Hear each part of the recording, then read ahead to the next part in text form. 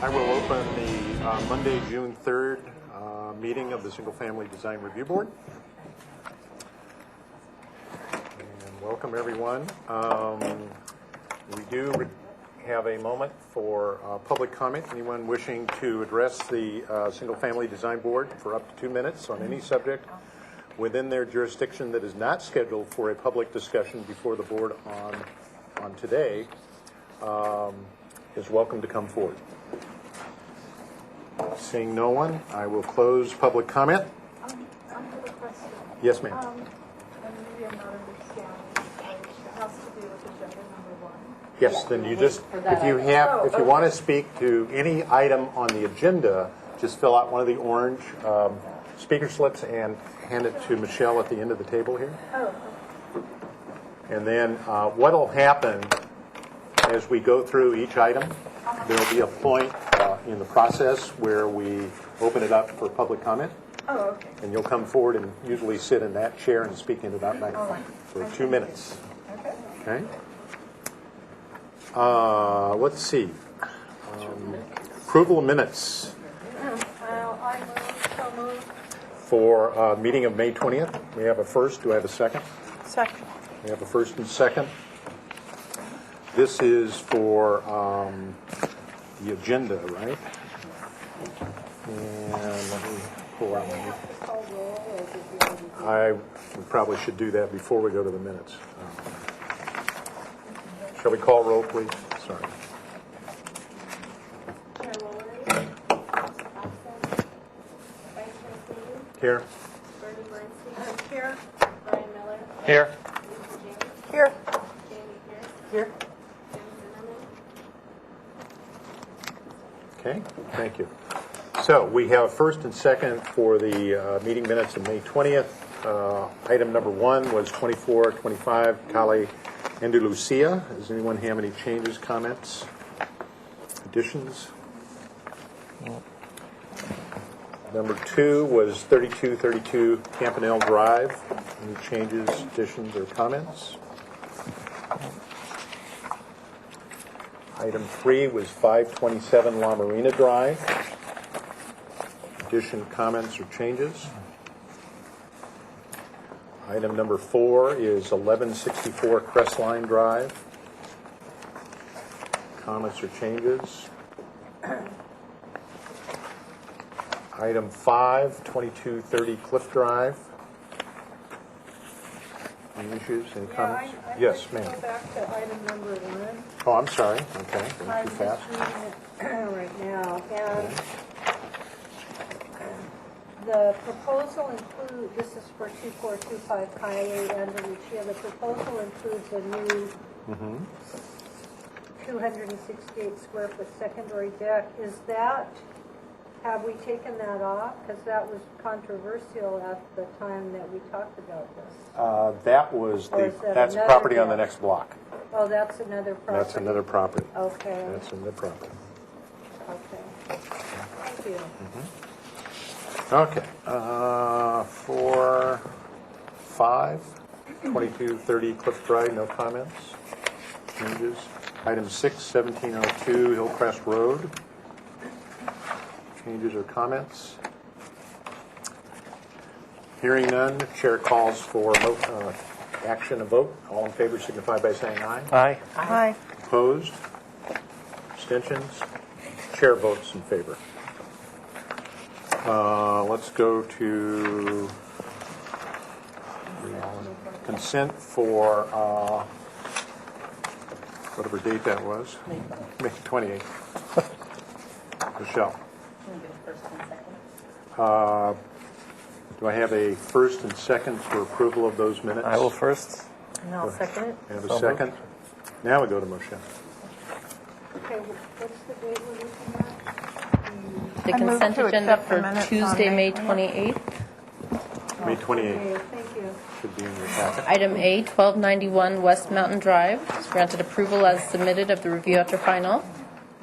Item B, 1526 Live Oak Lane, is granted project design approval of the NPO findings and continued 1 week to consent for final. Item C, 1967 Stanwood Drive, is granted final approval of landscaping with conditions.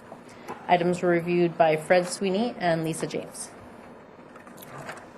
Any questions, comments, changes? Chair calls for the vote. All in favor signify by saying aye. Aye. Aye. Opposed? Abstentions? So carried. Let's move to approval of the minutes for this morning's action, June 3rd. Do I have a first? I make a motion to approve today's minutes. I'll second. Second? Michelle. Thank you. The consent agenda for today, Monday, June 3rd, 2013. Item A, 1526 Live Oak Lane, is granted final approval as noted. Item B, 1714 Anacapa Street, is granted final approval with conditions. Item C, 1716 Anacapa Street, was granted final approval with conditions. Item D, 104 Ontario Hills Lane, was granted final approval as submitted. Item E, 1191 Los Alturas Road, was granted project design approval with the MPO findings and final approval as submitted. Item F, 1640 Overlook Lane, was granted project design approval with the MPO findings and final approval with conditions. And item G, 1517 Shoreline Drive, was continued indefinitely to consent with comments. Items on consent were reviewed by Jim Zimmerman and Denise Woolery. Thank you. Comments, questions, changes? All in favor signify by saying aye. Aye. Opposed? Abstentions? So carried. Thank you. Announcements, staff. Yes. Thank you, Mr. Chair. We do have one just quick announcement. Procedure-wise, I need to get a volunteer up the board to chair for item number 3, 2521 Anacapa Street, as our chair, Denise Woolery, is absent, and our vice chair, Fred Sweeney, will be stepping down from that item. So who of the remaining members would like to chair that item? And just to be clear, the reason I'm stepping down is within the distance to my home. So I don't really have a whole lot of choice. I will be leaving the room. I'd be willing to, but I'd like to offer it to Bernie for seniority, since. Yeah. No, you go ahead. Okay. Thank you. right. Board Member Miller? Thank you. No other announcements? Anybody from the floor? Having no subcommittees at this point, no report out in subcommittees. So we'll go to item number 1, 1222 1222 Shoreline Drive. And as Mr. Zimmerman sits down, I will read our required statement, given the fact that he's a member of our board. The State Fair Political Practices Act, Regulation 18702.4, subparagraph B, Section 5, states that an official may appear before a design or architectural review committee of which he or she is a member to be present, explain architectural engineering drawings which the official has prepared for a client. And Jim Zimmerman is a sole practitioner and is using this exception, understanding certain limits regarding advocating on behalf of his client. Mr. Zimmerman. Good afternoon. I'm the architect for Bob and Jan Koff on Shoreline Drive. What I'd like to do is take the last sheet and go over that, because the last sheet included all of the... Michelle, do you have the photos? No. Never mind. So we're going to go this sheet? No. Yeah, there we go. We don't have that. So the along the I pushed it. I know, I don't know. Yeah, but you probably need to put it closer to you. Along Shoreline Drive, this is 1224, which is on the corner. This is the subject property here. 1220 has an approval for a second floor in this area here, which has not been built yet. And then this is 1218 Shoreline, 1216, and we go down along the line here. We have a closer look at the subject property here. This is the corner, and this is the subject house here. There's really heavy growth of trees and shrubs and bushes along this area, so you don't see much of that house there. This is a view from across the street. This is 1220 Shoreline, which is permitted for second floor. Then as we go into the backyard, this is the looking north on the elevation. There is a full two-story in this location here. And then this is looking west. And then this is looking north straight toward the back of the property. And this is a view looking east. And there's very heavy shrubs along this side and like along this side. This is 1220 Shoreline here. And that's, you can't even take a picture toward the east because of the shrubs. There's heavy shrubs there. Just to kind of view the two stories in the vicinity. This is the subject property here, and we have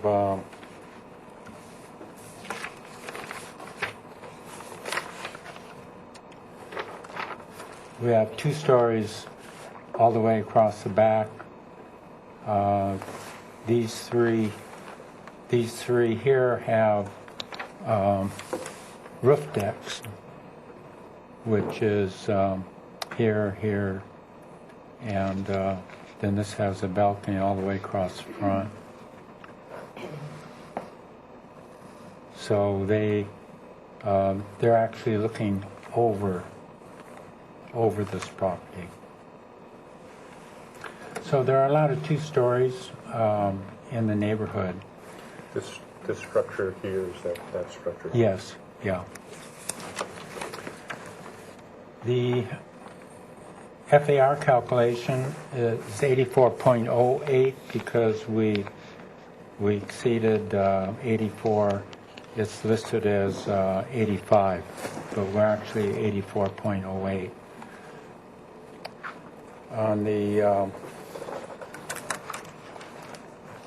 On the closest lots on the FAR, we're listed fifth on the closest 20 lots.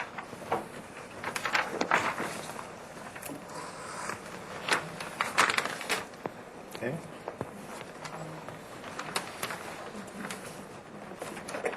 Put these over here, I guess.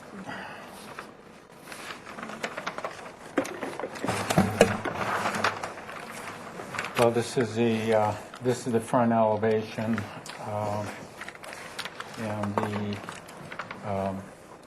and the square footage is about 2,180 square feet on the FAR. One thing I'd like to point out is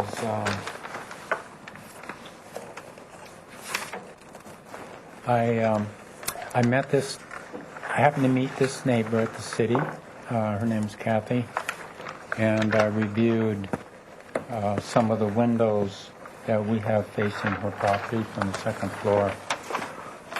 And this actually would be like this. And this is the garage. So that's the shape of the house, which we hadn't shown it previously.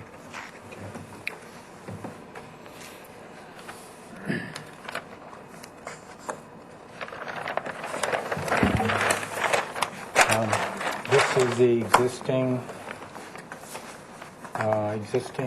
residence. It's all one story with it's actually a very small one-bedroom, two-bedroom house.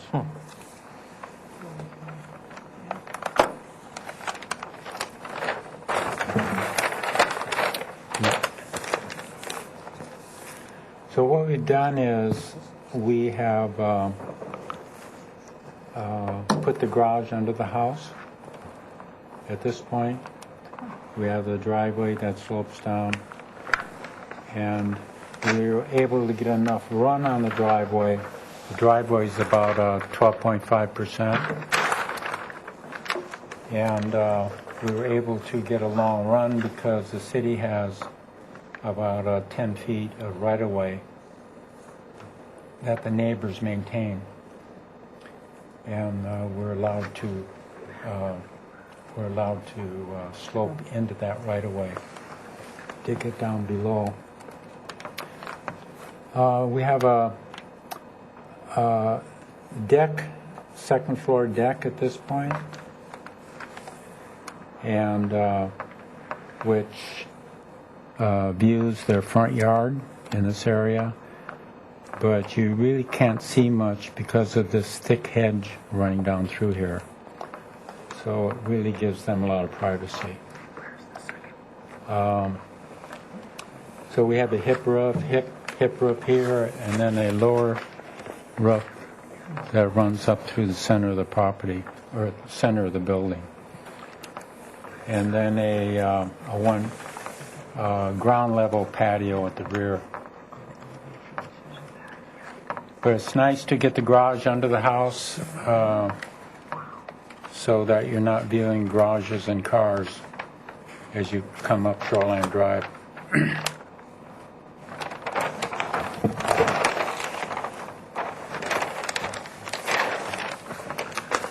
So you enter here, and we got the living room, dining room, small bedroom, and the kitchen area here, which opens up to the dining room and the views, and then the stairs going up to the second floor. And this is the patio on the back that's at grade. So as you come up the stairs to the second floor, you're on a landing at this point, and you enter the second floor with a master bedroom, master bath, wardrobe, and then there's a deck at this area here, and that views into the front yard of the neighboring 1220 Shoreline, but you really can't see much of it because of the thick hedge. The basement, as you slope down the basement, and then you have stairs coming up to the second floor, and we're actually able to come up under the existing stairs and then come out at that point.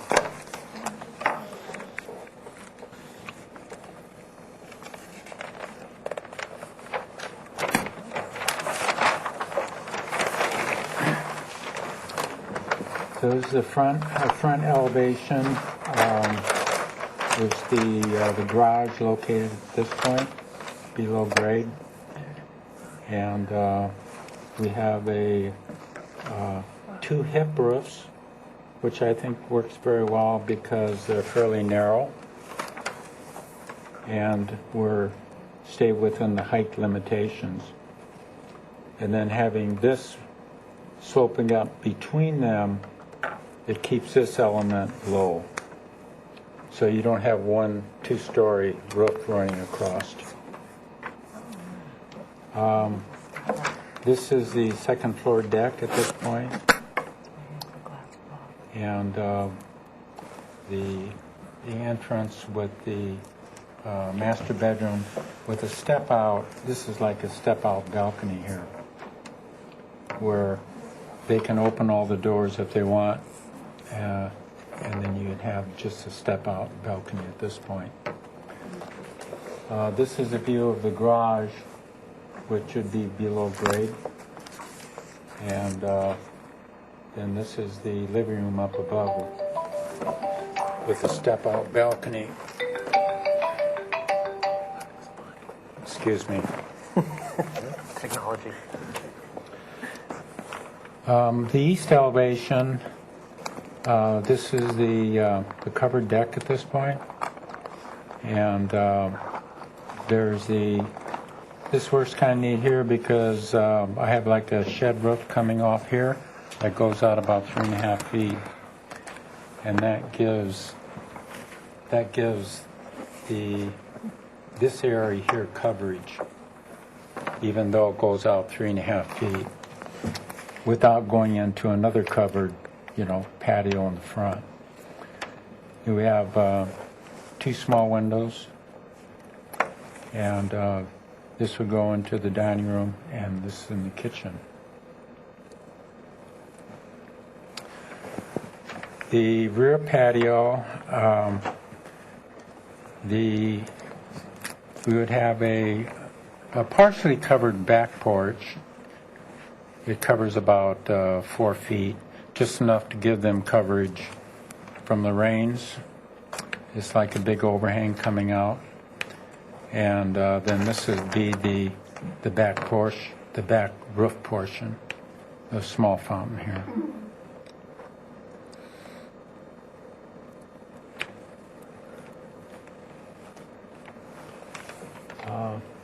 This is the west elevation. There's a window here that goes into a window here that goes in the master bedroom, a master bath, and that's one of the windows that I discussed with the neighbor about making that a smaller window, 4.5 feet off the floor, so that people couldn't view out of it. And then we did discuss these 2 windows here that are both sides of the bed in the master bedroom. A couple little stained glass windows here that would be on both sides of the fireplace, which I think could look neat with the cabinet below and the stained glass windows above. And 2 small windows here that go into the smaller bedroom. This is the section from shoreline. You can see where the setback is 20 feet, and we're actually about 28 feet from the front setback line. And one reason is to get the slope on the driveway and get under the garage. This is one of the roof decks in the back that I'd shown you on the aerial view. And there it is there. I think that we can do something very attractive on both sides of the driveway with a small railing here and then some plants hanging down. I think it'd be very, very attractive. And being that we do have that 28-foot setback on the front, plus another 9-foot right-of-way, we're almost 35 feet to the sidewalk from the house. So I think some landscaping there could be done that would look very nice. And that pretty much concludes my I'd be glad to answer any questions. Okay, thank you. Before we go to questions from the board, Chair will open it for public comment. We have one speaker requesting to speak, Kathy Corey. You will come forward and sit right at that chair, please. Is that? Yeah, push that on to that green light. You could state your name and your address for the record, please. I'm Kathy Corey, and I live at 1224 Shoreline. And this home, our home is directly to the west of 1222. It's right there. And my sister Shelley and I own the house. My parents bought this house when it was brand new, and we grew up here. Wow. But our concerns now are with the new project, which is beautifully designed, Thank you. is we have two concerns, well, maybe three, but privacy. Can we look at the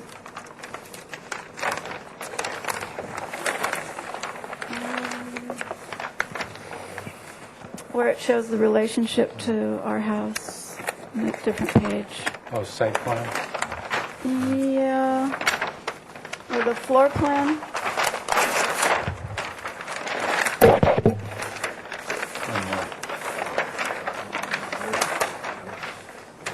Or is it this one with this? This might work. I don't know if this. You can talk into this one. Okay. The other one we move it. There you go. Oh, okay, great. The situation is, as you mentioned, the bathroom window for the upstairs master bath is located right about here, correct? And then there's also one bedroom window. One of the two master bedroom windows is located here. So this window and this window look directly into a bedroom here with a 5-foot opening. So, it's quite exposed. And also there's a 3-foot window here into the bathroom. So from this angle and this angle, there's really no privacy. So ideally, since there are two windows on the north side of this master bath, it would be nice to eliminate that window and this window as well. There's a lot of, southern exposure for this bedroom and western exposure with this other window here at the corner. I don't know if it's, that necessary to have these two windows as well. And then the second issue is just I don't know if this is solvable for us, but the location of the house and the size has, grown a great deal, and the 2 stories is now basically covering the eastern morning sunlight that we have been getting. And I don't know if the slope of this driveway could be shortened somewhat. I don't know how it compares to the other house driveway slope down the street, but if the house could move a bit toward the south, that would really help. We're really, we don't get any direct sunlight. If this house, is as planned, it will cut out the morning eastern direct sunlight, and otherwise we don't get direct sunlight until 11 or 12, from the south. Yes, thank you. Okay. Thank you. Very much. Okay. Any further public comments for this item? If not, Chair will close public comments. Bring it back to the board for questions. Mr. Chair, I have a couple. Yeah, what's the siding you're going to use on the Cedar shingles, cedar shingles? And the roof is the metal roof. shingles. I think the metal roof looks really good with the, the steeper slope. And I guess one more question, Mr. Chair, is that one elevation,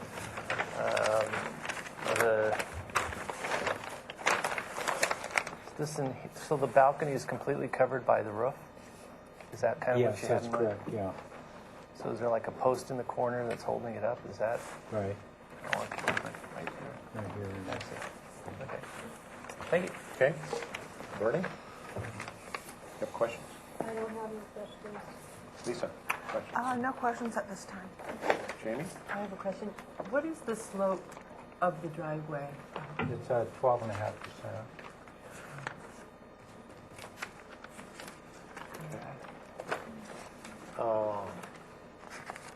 Further questions?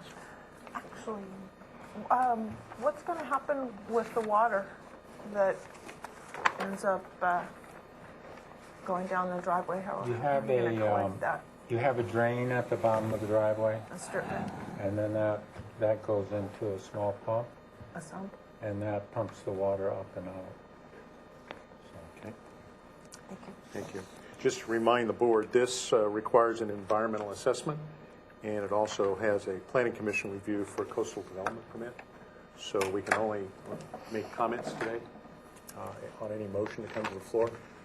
Jim, I do have a couple of questions. I'm trying to understand how the front of the driveway works. You've got a section, where was it?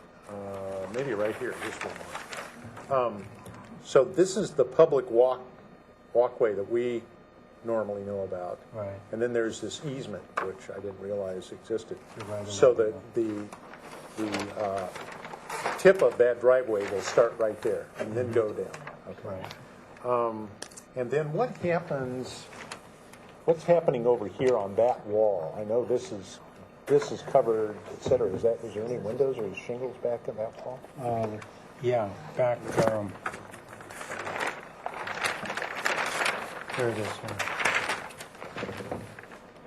Yeah, there's some doors here. Okay, Oh, so so there's you a don't there's a know. window. So the column you were talking about is right here. Yeah, but Yeah. you That's didn't draw the holding door that in. up, but he didn't. Ah. Okay, so that's why it was confusing. I did not, unless I missed it, saw a washer and dryer, so I'm assuming the washer and dryer function is down in the garage?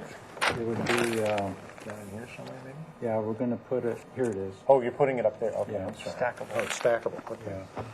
Yeah. And then what's the size of this deck? Do we have square footage wise, what that is?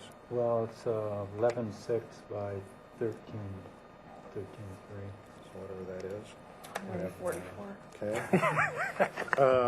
And then on the west side of the house, can we go back to the photographs?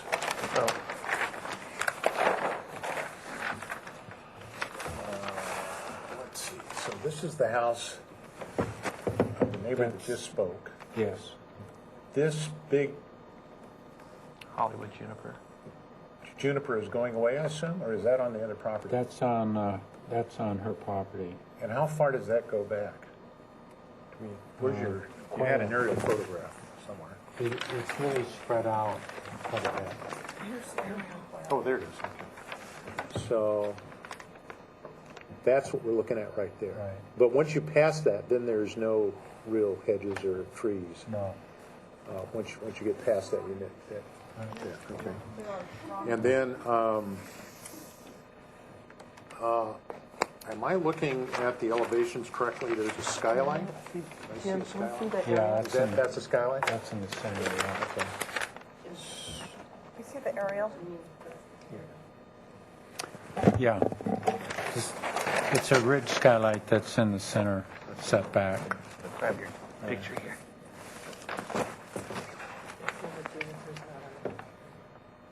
And then so that juniper is right where? It's right in here. That's what that indication shows. It's really Okay. And then, let's see, the other question I had was Want to see it? the patio, this front patio, that one. Is that basically a grade level? Yeah. And so this is that's a fence, not a guardrail. It's a little more stone wall. decorative. Yeah, decorative. Yeah, fence it's and more stone wall. a small picket fence. Okay. I think that's it for me. Questions? Any further questions by anybody? Okay, we'll go to comments.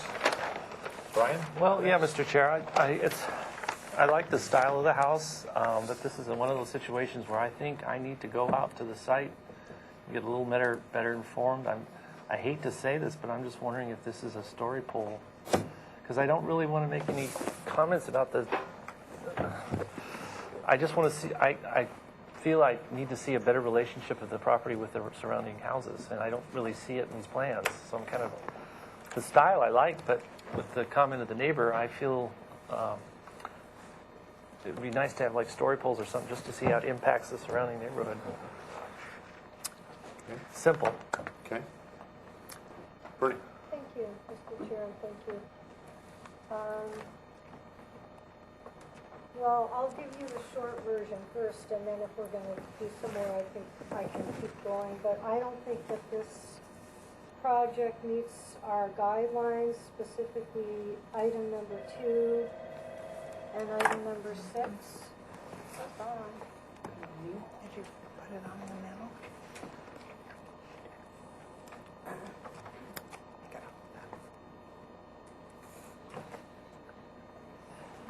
Okay. There. Okay, thank you, thank you. So just to continue, in my opinion, the project does not meet the item number 2 compatibility guidelines and number 6 good neighbor guidelines. And I will just quickly say that if you look at the 20 closest homes study and you look at where the homes are that are being used, there's 1217 Del Oro, there's 1215 Del Oro, there's 1216 Del Oro. They're all the houses that are behind. They're not on shoreline, and they were also built before we were around. And I think that what's happening here, and using the other house on shoreline that has the lower driveway with the basement, with the relief in square footage, that was an experimental property, and it's the only one so far in that vicinity. And I've heard from different architects that they don't think that it really even worked that well. So we would really need to study that, the square footage forgiveness, and then look at this overall size, bulk, and scale of this property within the context of shoreline, not using the homes behind it, but the immediate homes are almost all single story except for one that does have an approval for a second story, but it was very controversial. It did come before this board not too long ago, and it's on the back part of the house, it doesn't take up the entire framework. Thank you. Okay, thank you. Lisa?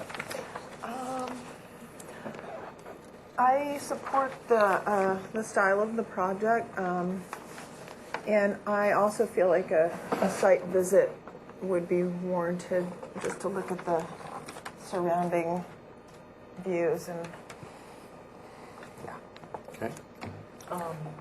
And I also like the style. And I agree with the board member there that we should look at some story poles on there. See how it affects the neighbor to the west. Okay, thank you. Let's see. Yeah, I think story poles are probably going to be in order for this project. I think in terms of addressing the neighbor's concern about the window locations, obviously story poles and size, scale, and bulk are an issue, just in the massing of the house. But regardless of where this house may be set, whether it's here, that way, or this way a little bit, one way or the other, that facade is still going to face west. Big. So I think that given the floor plan,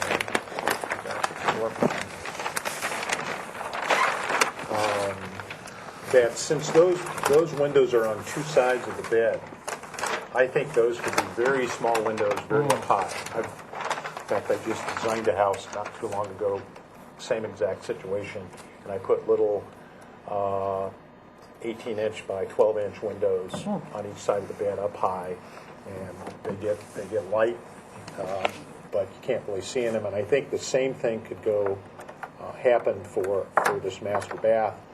That would certainly give these folks, the applicant, privacy, and it certainly would, I think, alleviate folks being able to stand here and look down into the neighbor's yard. So I think that's one way to solve that problem, regardless of where this house sits. The other thing, though, that I think we're going to need to see with this project is a developed landscape plan, because I think, as I've stated in the past, these projects are a combination of architecture and landscape architecture. It's all one package. And I think the use of some good landscaping here is going to go a ways to alleviate some of perhaps the neighbors' concerns around the property. I think the materials and the architecture are acceptable, and certainly we see this style along Shoreline Drive, so I don't have any objection there. I do have a question to my colleague. On number 2, where you said it wasn't compatible with the neighborhood, were you referring just to the size, bulk, and scale, or did you have another issue? Pretty much in the driveway. In the driveway issue, I was curious, you indicated that you have some knowledge that other architects are saying that doesn't work, and it's because it doesn't drain, or what's the general? I'm not really sure. It was just a couple of architects that I spoke with who I think maybe were involved with that design of that project, and they just told me it was experimental. It's the one that you go down, and I don't know why they said that.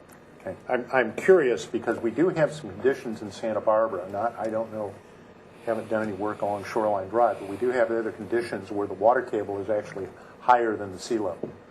And when you go down that deep, you get into all kinds of water problems. I had to end up designing a building to basically be a boat with a full basement due to the nature of how the layers of soil are laid out along the shore. So I was just curious. That's why I asked that question. I could find out, though. Well, it would be some good information for us to have. Okay. Would anyone like to initiate a motion with comments so that we can give direction to the architect? Lisa, I will Jamie. make a motion. Okay. I'd like to make a motion with comments to continue this project Indefinitely, I assume? Indefinitely. indefinitely to the full board with the following comments. That story poles be set up for the outline of the proposed residence. And I think we should, I'll stop you there just for a second, ask staff, is this the appropriate point we can ask for story poles? Yes. Okay. And we should do them to one of the 3 standards, as you recall? Right. The first standard, as I recall, is fairly minimal. The second one is kind of generally gets the whole picture, and the third one gets down to a level of details. So you're making the motion. Well, I'll go with the minimal, but what really reflects the issue for the neighbors. But the minimal would do the full house. So we're good there.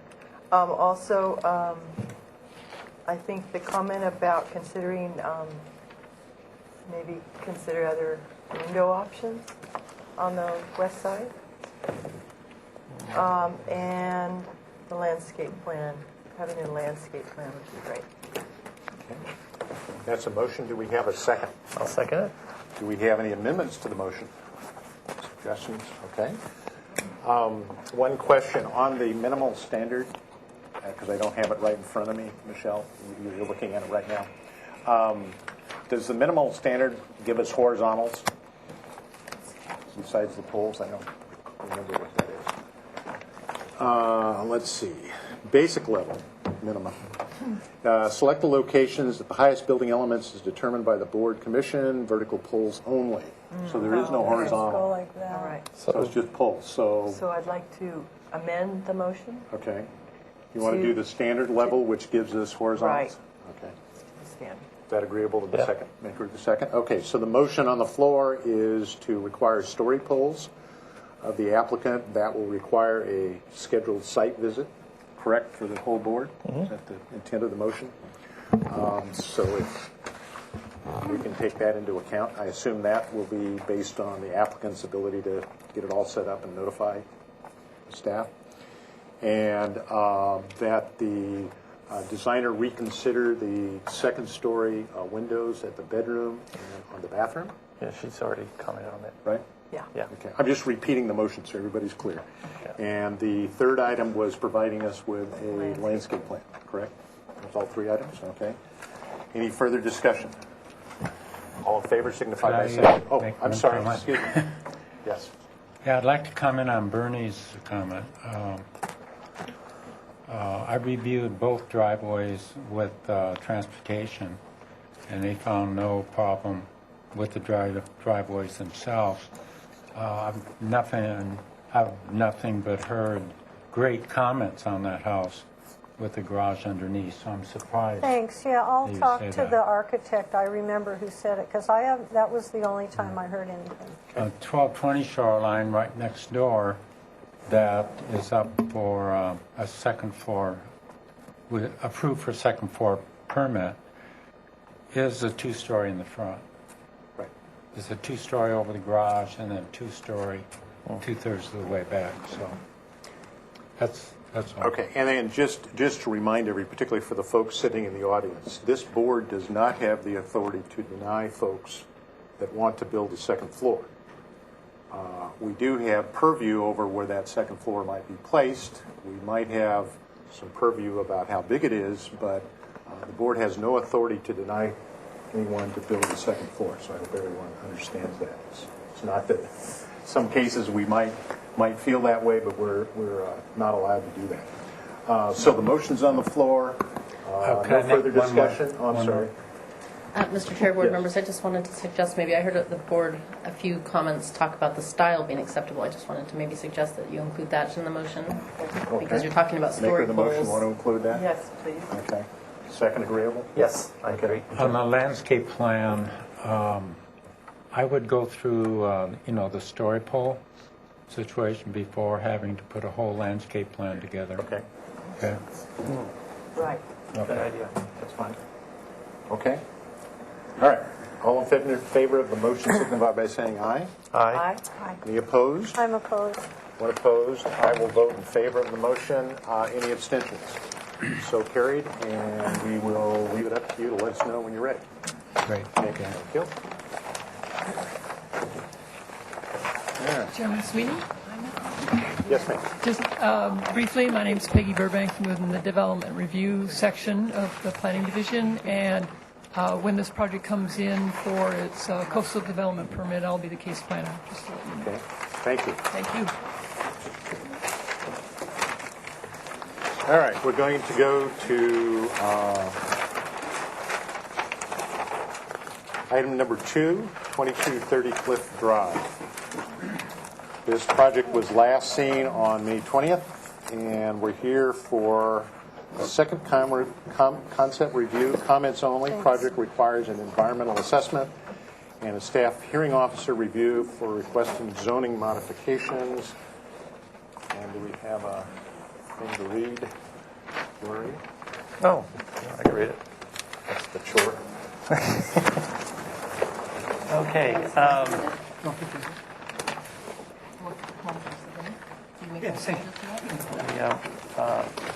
Moments or the actions that the board took was, number one, clarify the location of the tree that may be within the utility easement. Number two, the board finds that the proposed modification is aesthetically appropriate and does not pose consistency issues with the single-family design guidelines and findings. Number three, the board is supportive of the proposed landscape plan. Number four, the study reducing the overall square footage to slightly reduce the FAR.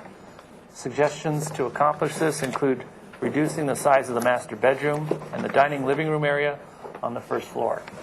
Number five, identify which of the 20 closest lots do not have garages. Number six, study roof materials. The board is not supportive of the standing seam metal roof. Number seven, study windows on west elevation. Number eight, study roof shape on the second floor. Eliminate gable roof along Fellowship. Number nine, reduce plate height to 8 feet or less on the second floor. Number 10, study building materials. Suggestions include studying incorporating partial stucco elements to break up the mass. Number 11, provide photographs of existing residences across the street. Number 12, provide color and materials board. Okay. Thank you. You're welcome. And that was on a motion by Sweeney, seconded by Bernstein on the 6-0 vote. Will you introduce yourself, and then I'm going to have zoning staff share something. Okay. Doug Keith. push the button down. Push, yeah. the Below. light. There you go. There you go. Doug Keep, architect. Okay, thank you. Yes, ma'am. I'm Suzanne Regal, case planner for this project. I just wanted to call out the modifications that are being requested. It's to two provisions of the outdoor living space or open space requirements. The applicant is proposing less than 1,250 square feet of open yard, as well as a portion of that open yard is located in the front yard and front setback. So that is the modifications that will be requested. Okay, thank you. I'll bring it back to the board. We'll have you explain, and then we'll open it for public comment, and then we'll come back for questions. Okay. I'll just go through the list here. In terms of clarification for the utility easement, the landscape architect did talk to them. A lot depends on the size of tree. Shrubs are fine. So basically, we'll relocate the tree that was in the easement area. So that, other than that, I think the landscape plan was fine. I think the next item was the roof materials.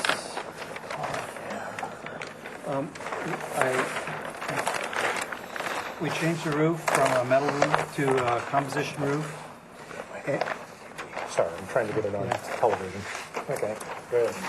And I reconfigured the roof gable, and instead of how our last scheme showed, this was basically the gable end was facing east-west, and now we have it going in a north-south direction, which visually lowers that whole front element, I think, is what there was concern on. And what I did is I did a sketch of the kind of the comparison of the two, if that helps. This was what we have now, and this is what we presented last time. I'm sorry, this is what we had last time, this is what we have now. So in addition, I changed the roof slope from 5 and 12 to 4 and 12, so that brought our ridge line down from 25 feet to 23 feet on the upper roof. In addition, I modified the lower roof from 17 feet to 14 feet. And on the west, on this elevation here, we had the gables facing out here, and I think the board suggested we eliminate those dormer elements, and which I did, and it visually lowers the overall massing of the building.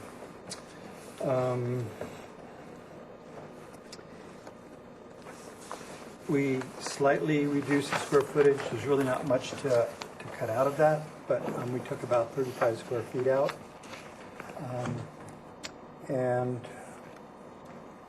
I think that was pretty much the extent of the requested changes. We did have a request to study their FAR. Yes. I have a document here, and I did some studies. This document here shows within the 20 closest homes, the red indicates homes without garages, and the blue, I guess, or green are homes with single-car garages. And I guess my point was that was really throwing off the proportions of FARs of us counting it in. So I just did some, based on this, I did some rankings by size and by the FARs, and by size that brings us down into the fourth spot instead of being at the top. So it's a significant difference when you basically take the square footage of the garage out and compare it with kind of apples and apples there. Okay. Let's see. Roof materials, windows in the west element. You've mentioned those. The dormers, roof shape you talked about. Plate height. What? Plate height was lowered 6 inches. Okay. So there's a combination of plate height and roof slope significantly lowered the building. Okay. And then there was some suggestion last time to do stucco, and apparently you decided to stick with wood siding. I think the structure doesn't yield well to that because of the size. There's not a lot of elements to really introduce that. Okay. And Do you have a color board that you brought this time? Yes, I do. This is the color board. This is the shake roof material. This would be the fireplace ledger stone and the wood trim. Okay. All right. Before we go to questions of the board, the chair will open it to the public. We do have a request speaker. If Mr. Robert Pirch, if you want to come forward, please, and sit right here, and we'll put the microphone on for you. I actually wanted to. And you'll have 2 minutes to speak. If you could state your name for the record and your address, and then if you want to talk to drawings, you can do it here so it can be seen on television. Okay. My name, please. My name is Robert Peach. And your address? Is 405 Fellowship Road. I'm right across Fellowship Road from the proposed project. Great, thank You're you. in the corner of it. Exactly. So you're here. Wait a minute. This is Cliff Drive? That doesn't look sorry, like you're right me. here. Yeah, there. You're right there. Okay. All right. Okay. So you'd like to speak to the drawings, or? I would like to speak to the drawings. Okay. Not directly, but in numbers. Okay. First of all, I'd like to say I think I speak for the whole neighborhood. We're really glad that they're doing something with this house.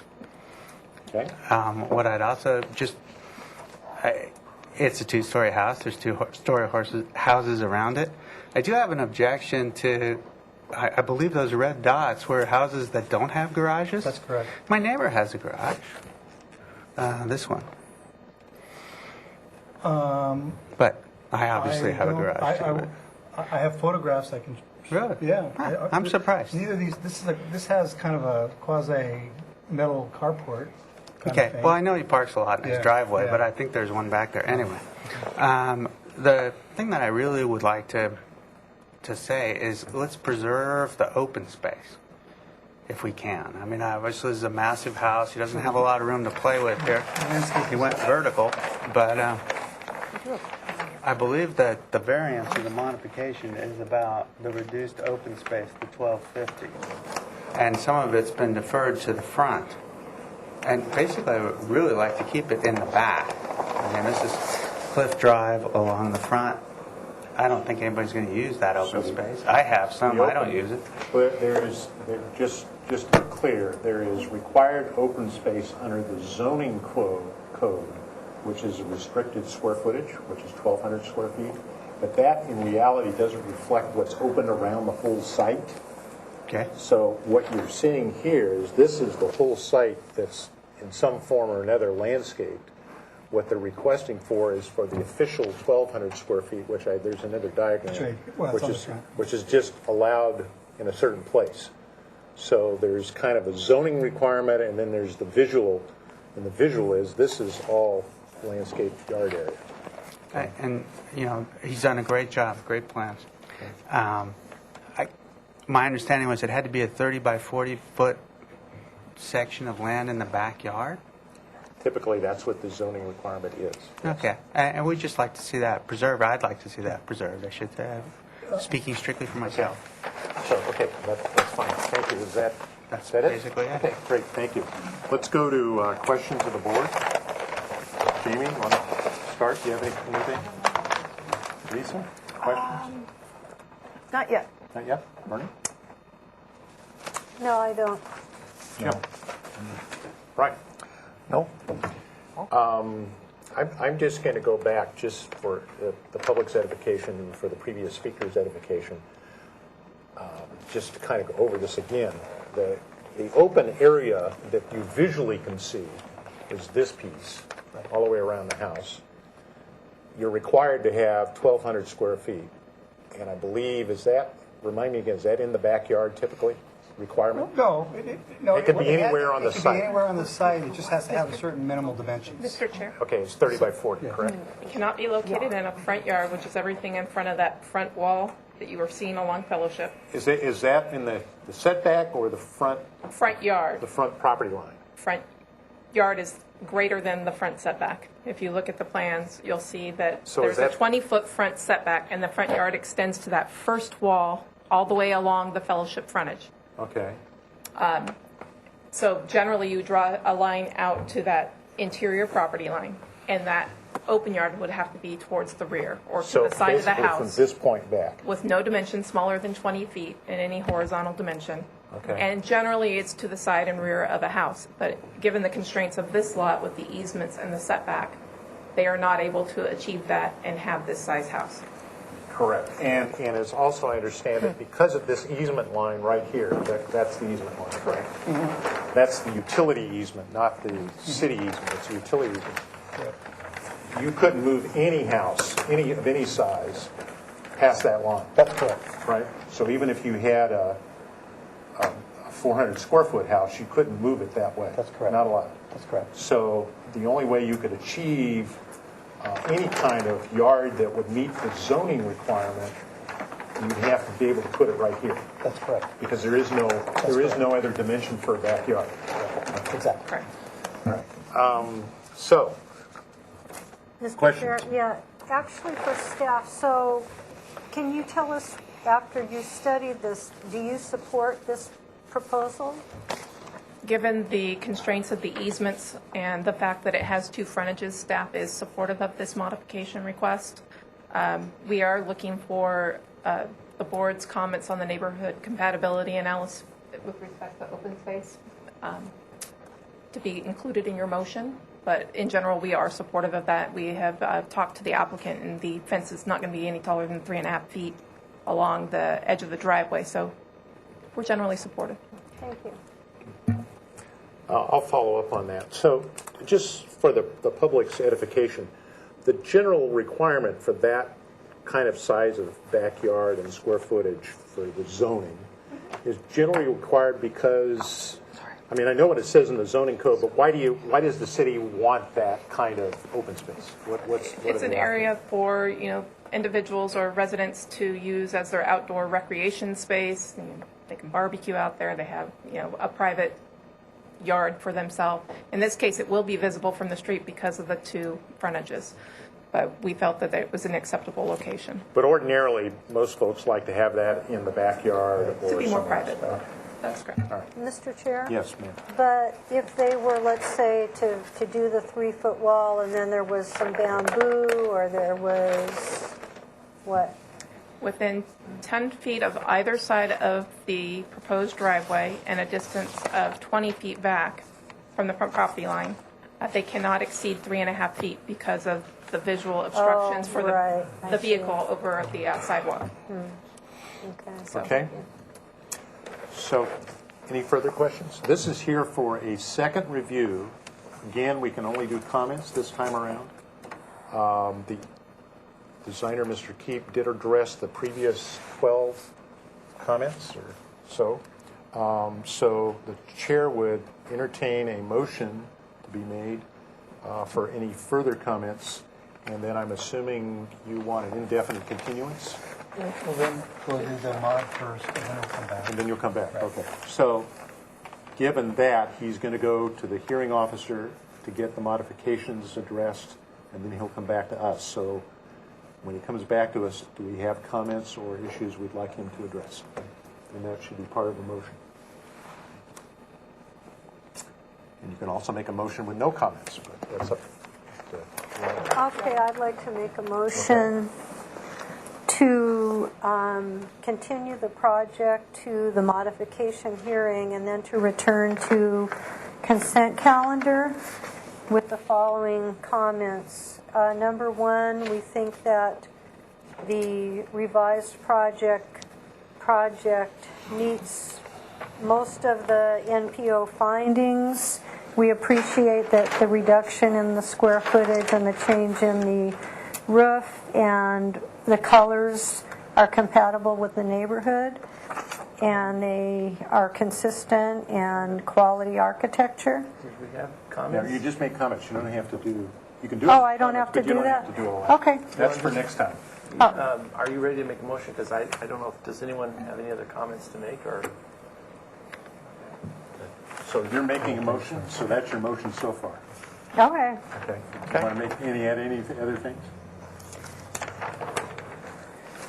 Brian, Just do you want comments. to add We don't anything? have to make any action. Because okay, then I'll stop. Okay. All right, I just have one.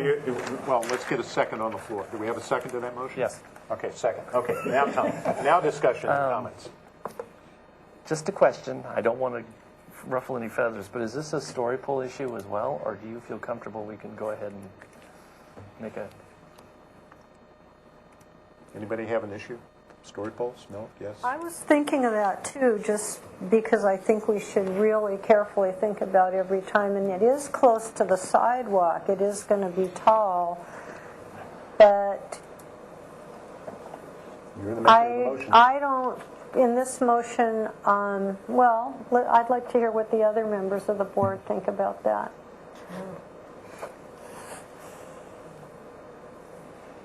The reason I bring it up is because of the unusual situation of the property. The fact is it's on the corner. It's a very long, and it's got a large vertical element facing the adjacent property on this side. I don't know.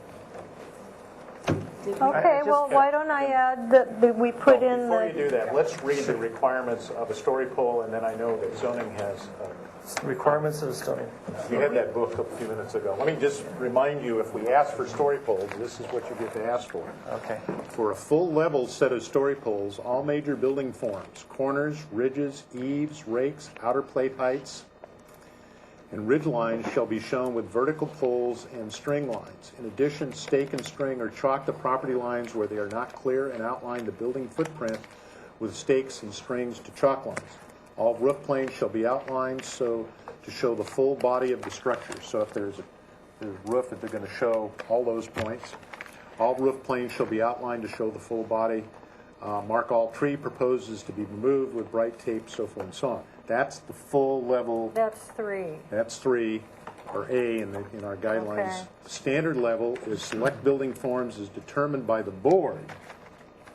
Forms determined by the board shall be shown with vertical poles and where requested string lines, so horizontals. Poles at all building corners at correct heights or to outline portions of selected roof forms.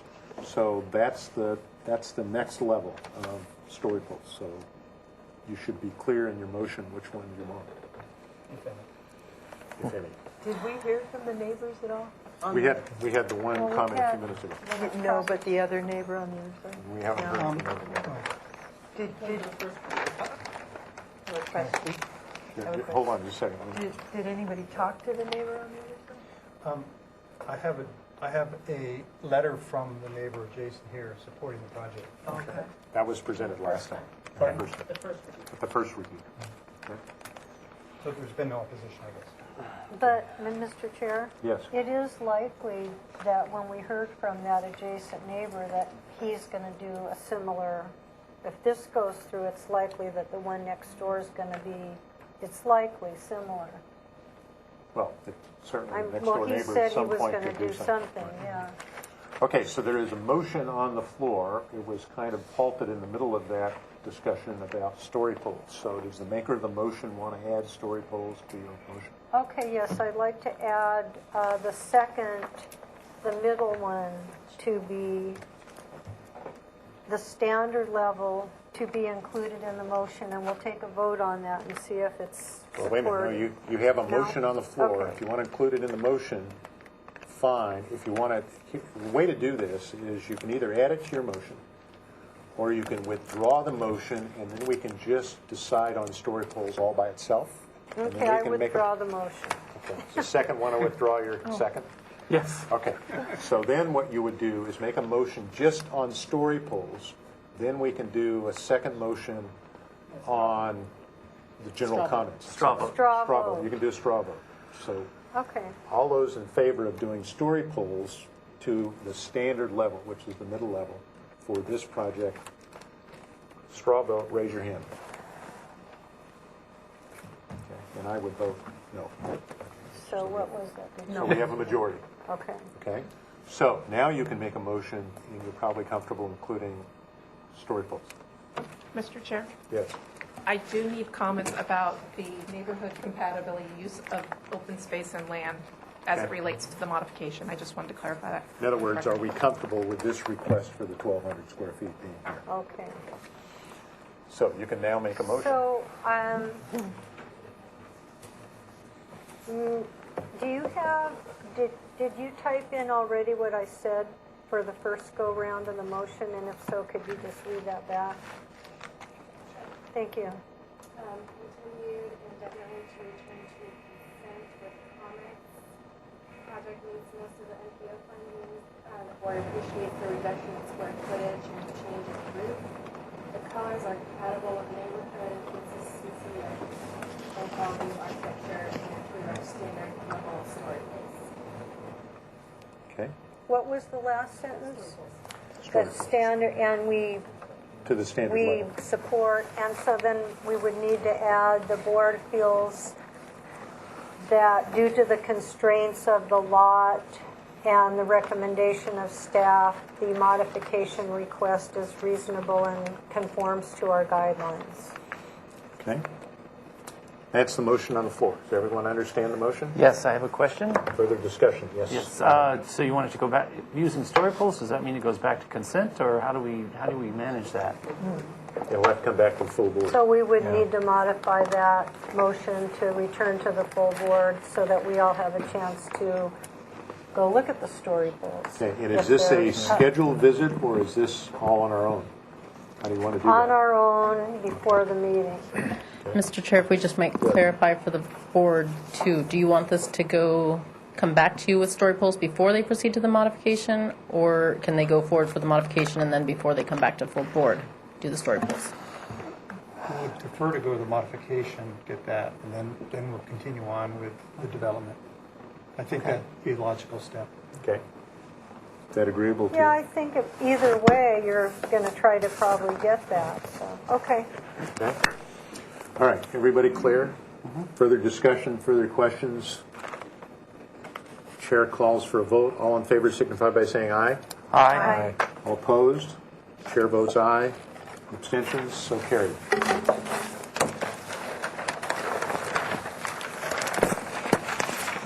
Mr. Bryant.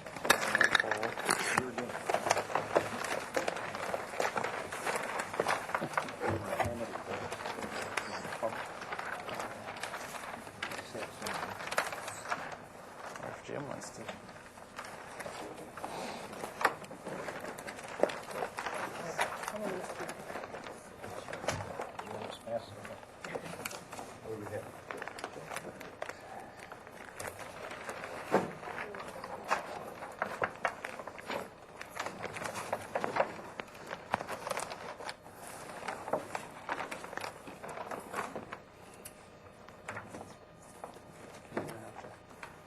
Help me here. Item number 3, 2521 Anacapa.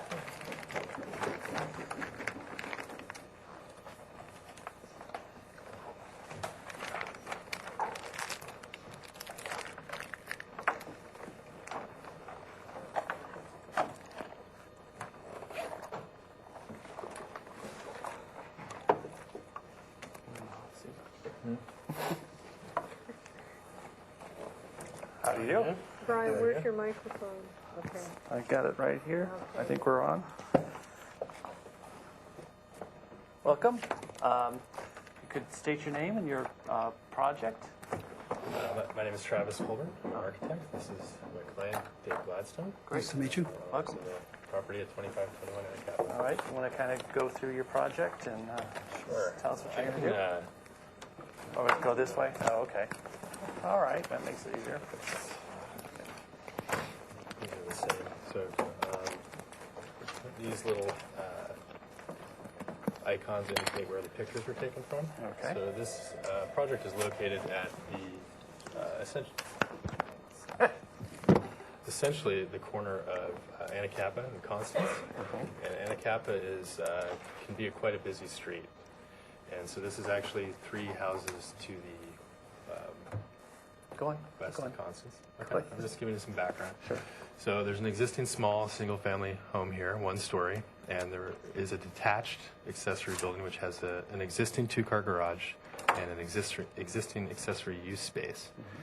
And in trying to develop this project, one of the clients has an issue with sleeping, and so a primary concern was trying to find the quietest spot for any proposed development.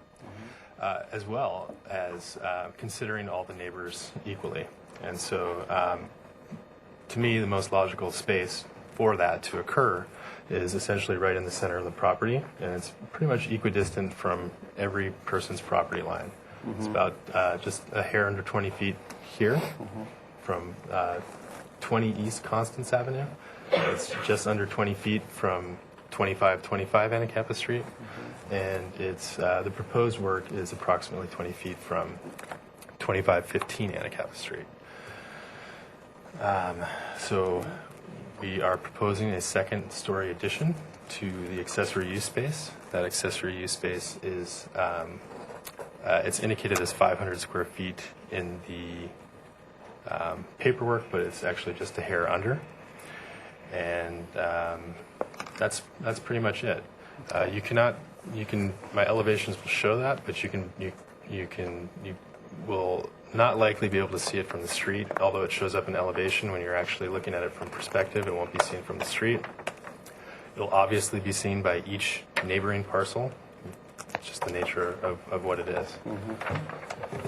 So I don't know if you want to go through these at all. Whatever best presents your project. So this is the view from Anacapa. Yeah. And the proposed addition would, Right in the back. probably not be visible, but right in the center of the parcel. This is the existing character of the front of the building, existing single-family home. Go farther down. There you go. Okay. Gotta. Thanks. Stay on the screen. Yeah. This is some context shots. And then it's in this area back here, right? Yes, this is the side of the garage that's visible right here, and so the portion that shot 6 would be the shot that you may be able to catch a glimpse of it, and I don't think that's going to be entirely likely. So this is the existing. Flip back here. This is the back of the existing accessory structure. That as well. This is the side. This is the side facing 2525 Anacapa, and this is looking back at the main residence. Let's see. Could you go through that a little slower? And pictures of the adjacent residences on the backyard? So this is looking back towards 20 East Constance Avenue. That's the home at 20 East Constance. And is this where you're putting the second floor? Yes, right above, basically in line with the jam here. Okay. And to the edge of the building. It's all within the existing footprint. Style is proposed to be similar to what's already there. This is the garage right here at 2515 Anacapa. It's just the ridge. And, sorry, that's this is 2515 Anacapa again. Let's see if I have a shot looking back toward 2525.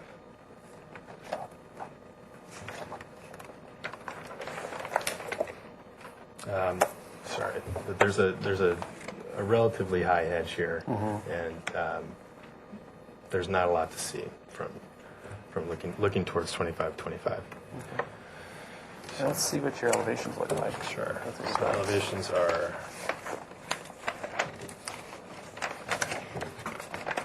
And it looks like you have a landscape plan, or you just drew what's existing? That's just what's existing. But the landscape plan was gone through, and it's a drought-tolerant landscape that was approved by the city several years back. So I guess this is a good place to start right here. This is the elevation of the main residence looking back toward the addition, and the shaded indicates the new construction. So this is the extent of what is likely to be visible.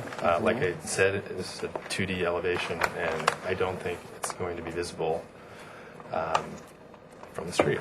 Okay. So this is the back addition facing 20 East Constance. There are small windows. This one is actually located in a stairwell.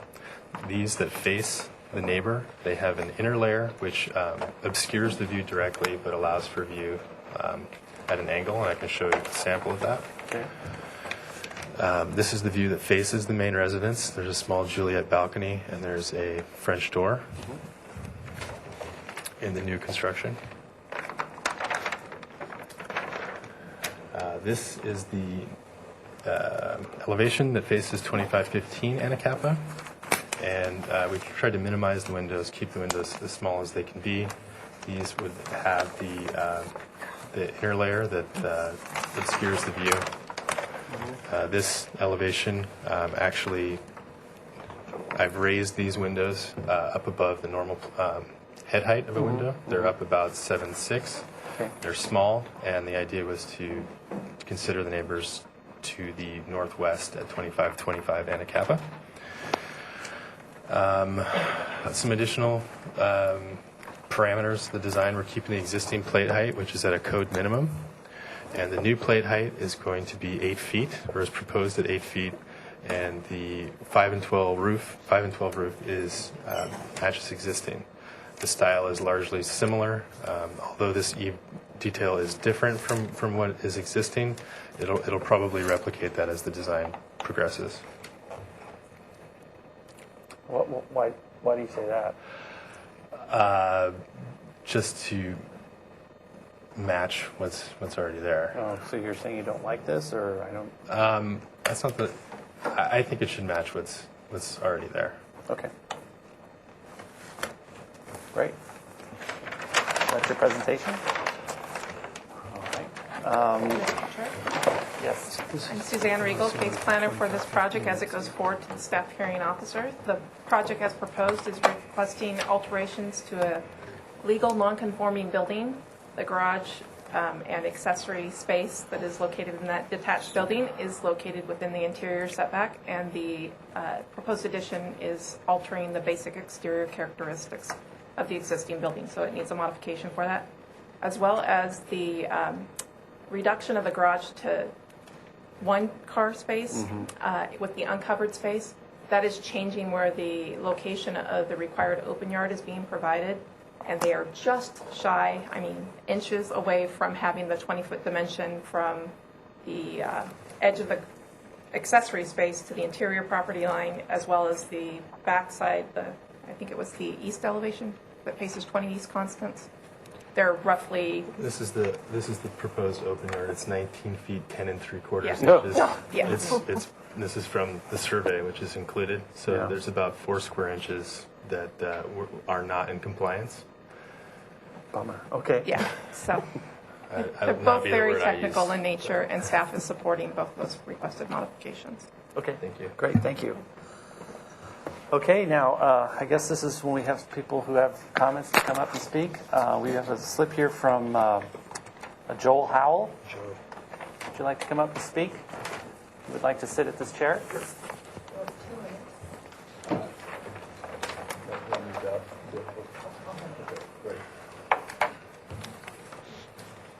you like to state your name and where you live?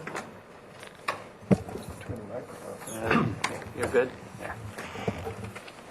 My name is Joe Howell, and I reside at with my wife Barb, who's in the back at 2525 Anacapa next door.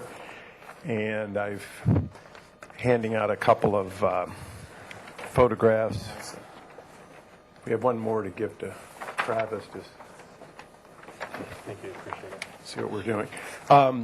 My wife and I resided at 2525 Anacapa for 38 years, raised our children there, looking to be there another 38 years.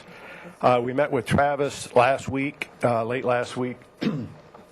He brought the preliminary plans. We viewed the project from both the Gladstone's backyard and from our backyard. And the diagrams I handed out, image 1 is a Google satellite view. The H is for the Howell residence, the G for the Gladstone residence. The red A conveniently is located in our back patio. I didn't really realize it was there till I photocopied these. The second image is taken from our back patio looking directly. You see our garage, the slate roof, and then the garage you see just over the hedge is a Gladstone garage, and then behind is the house directly behind the Gladstones. So I want to make an observation in 3 quick points. First, Travis showed us in person and demonstrated today sensitivity to our privacy, and we appreciate that. The 3 points are the outdoor staircase, the roof orientation, and installation of tree or trees. As to the outdoor staircase, not sure why it's needed. And it seems to us to undercut the privacy considerations that were made. We've had problems in the past, not the Gladstones, with inappropriate residential use, and we think it would lend itself to that. Secondly, the orientation of the roof. There's a change in the orientation of the roof. We're not sure the purpose of that. It seems to us it would make it less appropriate for solar capture, and it would mean we have a structure and a new roof and solar panels staring down on us from our backyard. Number 3, we chatted with Travis about this strictly hypothetically, but looking from our backyard, if there were a landscape plan required as part of the project and included one or more appropriately well-selected trees, that would do wonders for us in terms of making the project acceptable. It's interesting looking at the Google map. If you look on the other side, there's a 2-story house above us. This, everybody knows Anacapa is a steep downhill. The uphill neighbor, you see that tree on our common property line. That tree does wonders to protect our privacy and their privacy, even though they're 2-story homes. So we would encourage that a landscape plan be required. Thank you. Am I allowed to comment on any of those points? Well, you have a chance. Okay. Mr. Chair, I just wanted to announce an additional letter received from neighbor at 20 East Constance, the Bahidin family. Sorry if I mispronounced that. They have several concerns. One regarding neighborhood compatibility for a second-story accessory structure. They have concerns regarding their privacy. They have questions regarding the potential use. They question the need for the second story above the garage when they already have a garage with additional storage use space. They question, and then have additional concerns regarding potential loss of use. Okay. All right, thank you. Seeing that we have no other slips, I will close the open forum and now go to the board. Do the board have any questions they'd like to ask the applicant? I do. Jamie? Why are you reorienting the roof? Well, actually, that's a good question. If you look to the roof plan, if I were to orient it the other way, well, there's 2 reasons. It matches, it mimics the main, it reflects the main residence, picks up the roof line of the existing residence. If I were to switch it, the span would be longer, and it would actually be a higher structure. So it was actually switched to respect all the neighbors, keep the structure lower. Okay. And then, So do you want me to articulate that with the plans?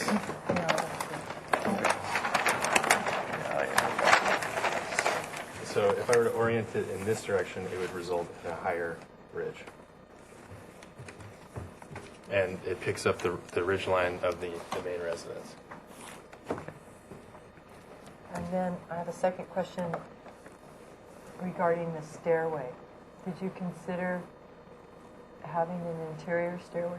There is an interior stairway. They have one. Okay.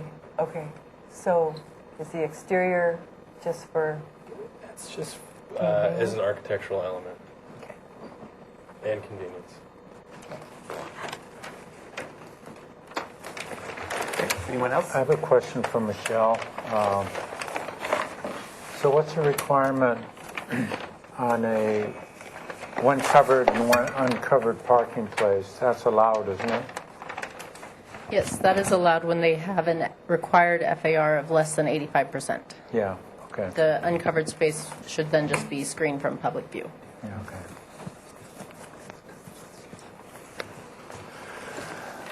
Oh, and so the reduction in, not the reduction, rather, the parking exception for one covered and one uncovered was supported by Public Works staff April of last year. And that's the second sheet in the drawings. Okay, great. All right. Bernie, you have any questions? Just, comments? what is the height? The height is,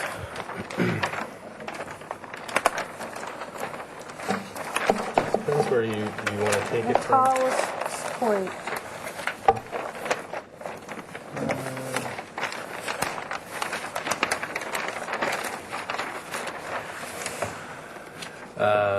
Let's see. You have to do math. Yeah, we have to do. There is indicated on one of these. It's less than 25 feet. It's 22.2, I believe. 22 feet 2 inches. One second. There it is. 22 feet 2 inches. Okay. Great. Lisa, any questions? Not this time. May I Yes. make further comments? Yeah. We did. So, I appreciate the neighbors bringing this picture, and so here's basically where our proposal indicates we'd like to put a second structure, and here's where we were standing, and here's a trellis that the Gladstones added, and it's a metal trellis. It's not, it could be removed. It's not easily removed, and nobody certainly wants to do that and rip up the brick pavers. I mentioned that as an option, but another option was the neighbors to the northwest had a tree, essentially in this location, which they said shielded that view. So there's a big empty space. I'm not trying to suggest that it would be difficult for the clients to put a tree there, but I was looking for some support, and it's not out of the question, but it would be kind of a hardship. And if I might make a comment, as far as Mr. Hall made a comment about the neighbor to his northeast, I get the directions a little mixed up. The neighbor on the other side having a large tree that on their property line, their property is considerably larger than ours. And to put a tree that size in our property would use up the entire outside space where we've already built a trellis with an outdoor seating area for outdoor entertainment. So it really is impractical to put any large trees in there. We're amenable to postponing the solar or even putting it aside if that's the major concern. Okay. All right, thank you. All right, I think we're open to comments now. I guess, excuse me, on the plan, not the elevation, can you show us the issue with the tree? I'm just trying to understand. Where it would be. Okay.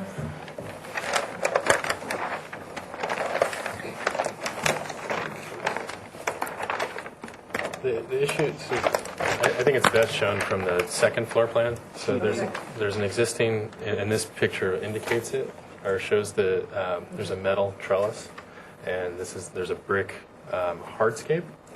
And so basically, when I spoke with the neighbors, we talked about an ideal location for a tree would probably be about 6 feet to the northwest of the ridge. That would be the optimal location. But we've got 20 feet, and you can't crowd the building, you can't crowd the property line too much, and it's just smack dab in the middle of this architectural feature.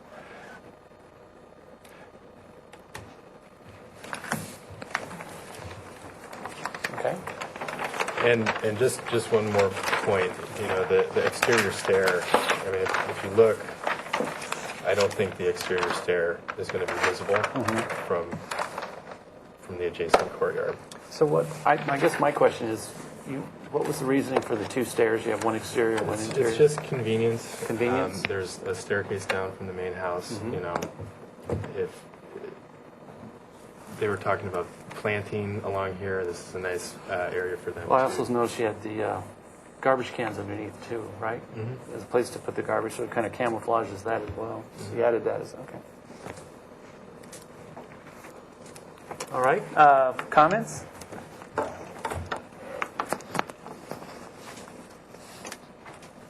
Anyone?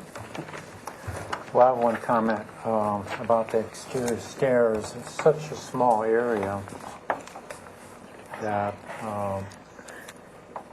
the stairway's taking up a lot of open space in this area. So it seems like just the interior stairs would be sufficient to get access to the second floor. So in this picture here, the second floor is set back here, or does it come up here? It comes up here. And as I mentioned to... We need to turn that around so people can see. Okay. So it's coming up here. It is coming up here, as I mentioned to the neighbors, that I felt that it certainly, perhaps it would need to be verified, but I don't think it's going to exceed the height of their adjacent garage, which is located here. I think ultimately it'll wind up being just slightly shorter. And we talked about exchanging survey information in order to determine that.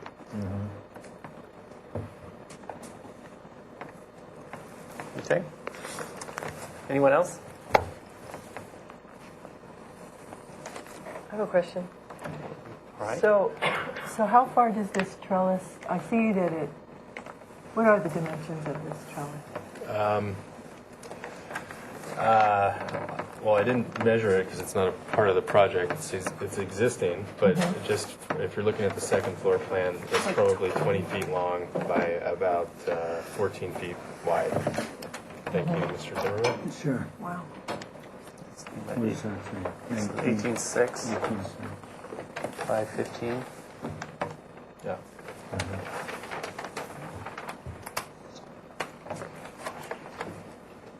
Bernie, do you have any comments? I had a question actually Sure. for staff, which would be you, back over there.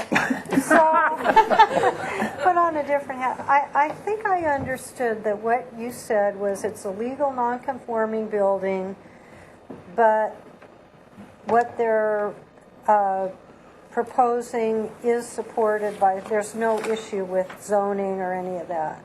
So the existing one-story accessory building does encroach into the required 10-foot interior setback. They are altering that building substantially, and that is resulting in a change in the basic exterior characteristics. But we're allowing the garage to encroach into that 10-foot setback. So we're allowing basically the existing garage to remain. That's why staff is supporting the modification. You get to speak to the design and the aesthetics of that. Okay, thank you. All right, well, I have a couple comments. I think Fred mentioned it earlier that it's not the board's purview to, we can't go against us. We can't not allow a client to build a second story. We can encourage the aesthetic compatibility issues. But in terms of actually adding a second story, I don't think we can deny or approve. It's not our purview to do that. Mr. Chair, board members, I just might make a comment. This is sort of a special circumstance. Okay. This is not a second-story addition to their existing residence. Okay. This is a second-story addition for a detached accessory structure. Okay, I The board take does back have what I purview said. over that second story. Okay, then. Never mind. I have one comment. One of the things that the neighbor was objecting to was the peak roof coming up. Why don't you consider a hip roof? It's going to lower it visually substantially, and instead of a white wall coming up, you'll have the tile roof sloping away. It's an accessory structure, so I don't think it has to match the house exactly. I agree. It depends which way it's oriented. If the hip is in this location, I can't really draw on these, but if the hip were to come up like in this manner, you would still have the same height Or across. you'd have it hit both corners. Okay. A full, you're saying like a, And Okay. It would come up to a point. But the ridge would effectively remain the same as it's drawn. I believe. well, I'm just You wouldn't speaking. have a ridge. there would be no ridge. It would be a peak. If they met at one point. Right. What I'm saying is that since there are different dimensions, I don't think the geometry is going to resolve itself that perfectly. I think it'll wind up. Oh, there'll be a little ridge. There'll be a ridge, and that ridge will be the same height as what's proposed. Yeah, But you're it's saying gonna be- from a. It's going to be set back another 10 Yeah, it's feet. softening the impact Okay. is what you're saying. You could do something nice with a little cupola on top, Okay. decorative.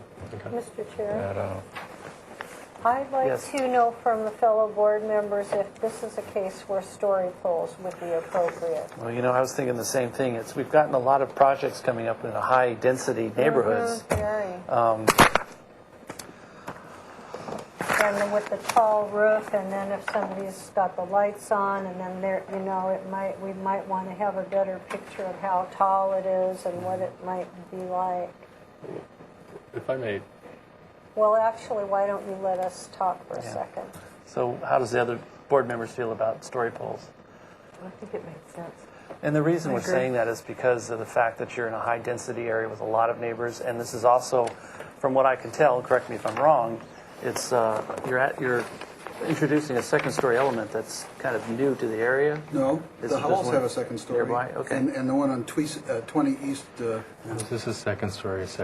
Okay. there are several that have story. second stories right in that area. All right. So we'd be the third or fourth to have it. Okay. Well, Mr. Chair and board members, may I Yeah. just make a couple of suggestions? One, that you acknowledge the letter that has some opposition from 20 East Constance, and maybe specifically look at the privacy issues that they brought up. yeah.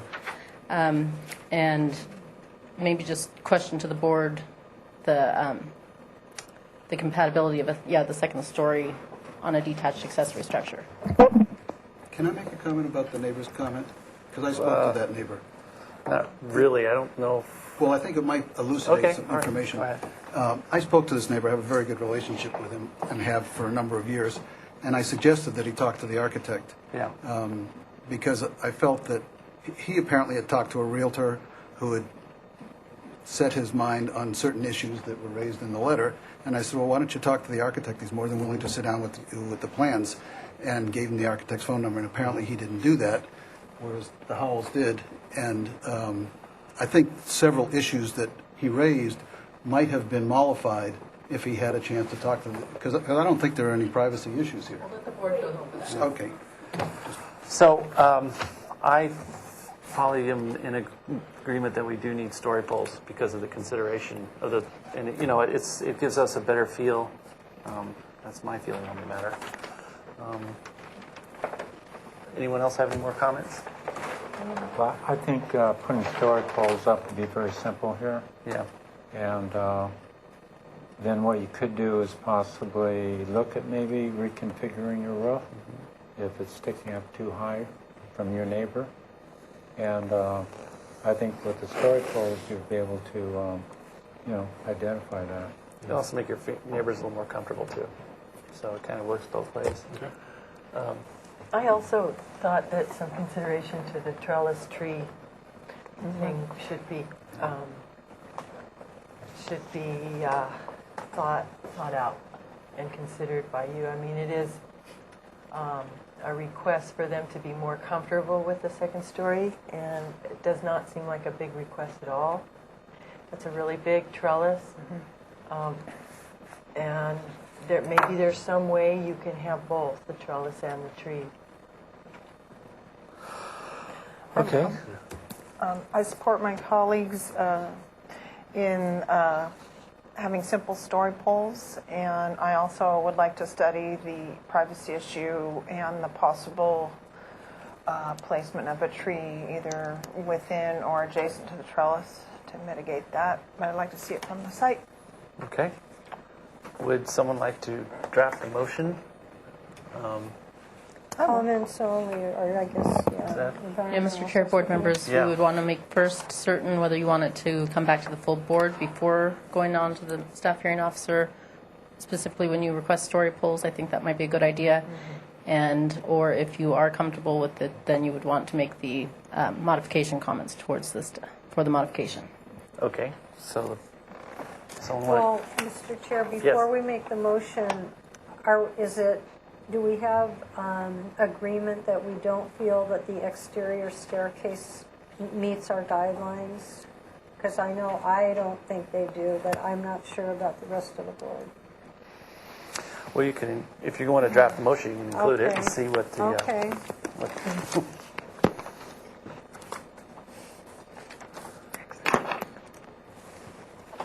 All right. What it says. I would like to continue the project to, The full board. well, to the staff hearing officer or to the board? Do you have a preference?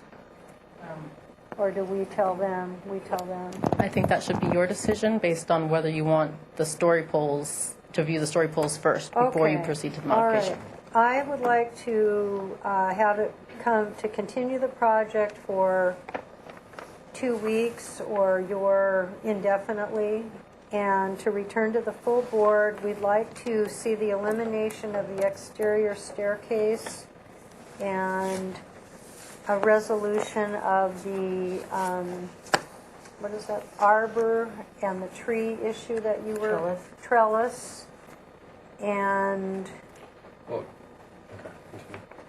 let's see, in general, the board could support this, some sort of addition, but we're not sure that this particular plan with that, the windows as they're presented to us, the style might not connect with the house, and that we might want to see an alternative that brings it more closely related.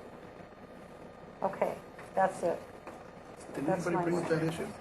I did. It's at the end. The windows are to match the existing, and I just wanted to, this is supposed to be sandwiched in between an inner layer. And Point so of order. I mean, we do have a motion on the table. Okay. We can discuss it after we have a second. Yeah, wait till you get the second. Just apologize. Okay, anyone want to second that motion? And, oh, I'm sorry, go ahead. I'll second. All right, so now it's open for discussion. Anyone want to amend the, I'd like to clarify, Bernie, were you requesting that story polls be a part of that motion? You did not state it, that's why I'm asking. Okay, well, I would like to amend the motion and add that we do want to see, and it's for a couple of reasons. We want to see the height of the finished building, which would mean that we would need to see the story poles in the second configuration so we can really get the whole outline and how it fits, and the neighbors can see it also. okay, I'd like to make a comment. I don't think we did make a comment. I think the compatibility, the style of the addition's fine. The only concern that was raised was by Jim Zimmerman about the configuration of the roof itself and making them hips rather than gables. I think, is that correct? That's right. So I think the style was fine. It's just that perhaps reconfiguring the roof so that it doesn't have a bigger impact. That's the only Which suggestion I we'll have. be able to tell by the story pole. Yes. Yeah, that'll be helpful. So are you? Well, under discussion, does anybody else have any concerns about the style of that upper window treatment and about the light that might come out at night or disturb any of the neighbors in the next building? Nope.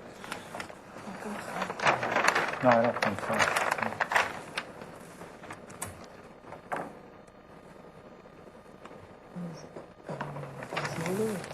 I don't have an issue.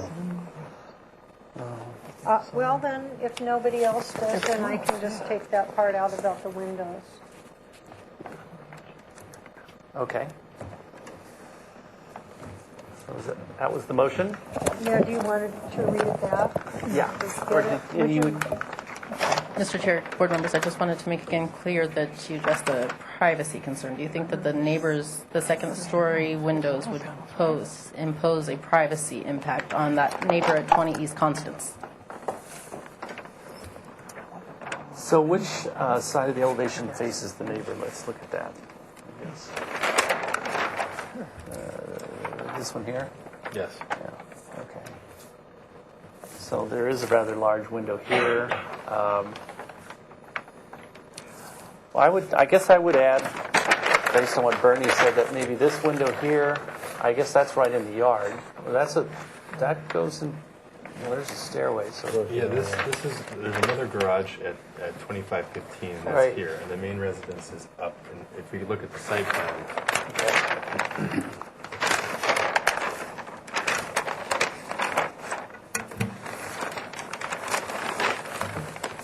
if you look at the site plan, here's those windows.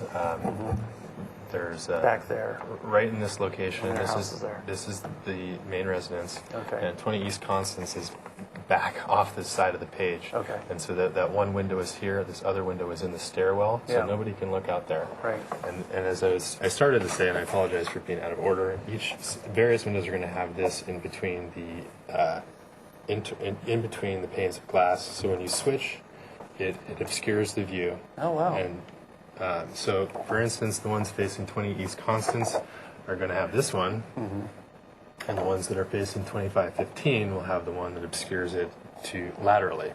So anyone in this building is not going to be able to see what's going on here, even though nobody really has an interest, if I can be perfectly frank. Okay, that's cool. That's really interesting. All right. In that case, I'm not, Mr. Chair, I'm Sure. not sure that we really have addressed that, because there's two issues. First of all, in this neighborhood on the Upper East, we're going to be seeing a lot more of this, and there's not a lot of space there. And basically, by allowing non-conforming buildings to be changed and bigger and taller, it does impact the neighborhood. So I think it is our purview, and we have to be careful about what the impacts are going to be. And sometimes we have people bring us little models, or here's the garage and here's the house, and here, we need to really have a vision of how it is. right, that's what I was thinking, the story Well, the poles. story poles are a good start, I think, Yeah. and that's why I think it's imperative that we do have something to see. Okay, so can we read the motion again, or are we ready for a vote, or Yeah, let's. zero one more time? Sorry. Continue to full board with comments, eliminate the exterior staircase, resolution of the arbor and house issue, erect a standard level of story poles, and continue the continuation of the roof. Okay. Nothing about windows.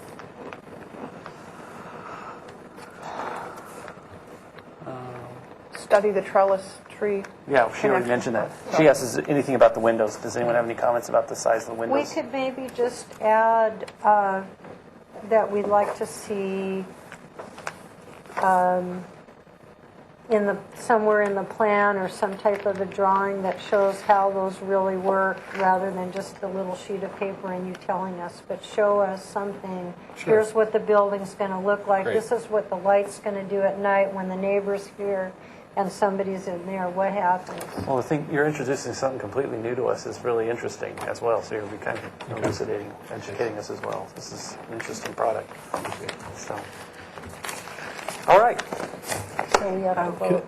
I can make one final comment. Yeah. So, the general plan speaks to sustainability, and Right. it's certainly within the rights of the Gladstones to build a much larger house. And so they are entitled to demolish this and reconfigure it and build a much larger home. Right. And they've really made an effort to design this with as much sensitivity to everyone as possible. So I appreciate the comments, but I just want to say, things, as everyone in the neighborhood knows, things could get much bigger. And the last thing I wanted to say was that Yes, there are nonconformities. Every building on the site is nonconforming, as are each of the neighbors. And all down Anacapa, these are old buildings that do not comply with the current zoning ordinance. So, thank you. Mr. Chair, board members, just one final comment regarding the story poles. Do you want to do that as a solo visit or an organized site visit? How do you guys feel about that?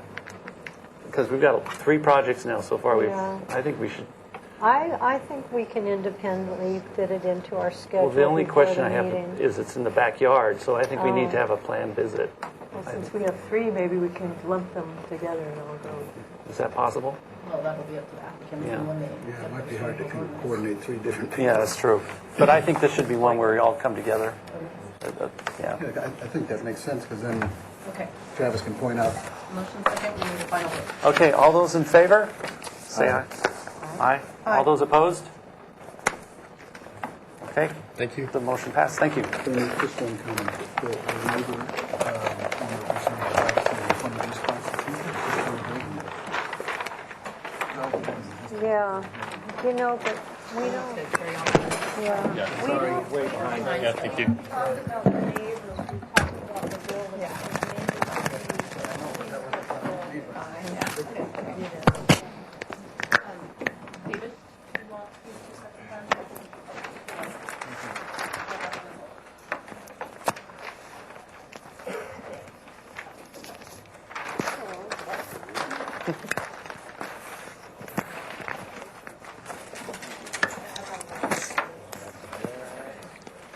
Somebody have an agenda I can look at? Thank you. Thank you, sir. I was making notes. All right. We're at item 4, okay?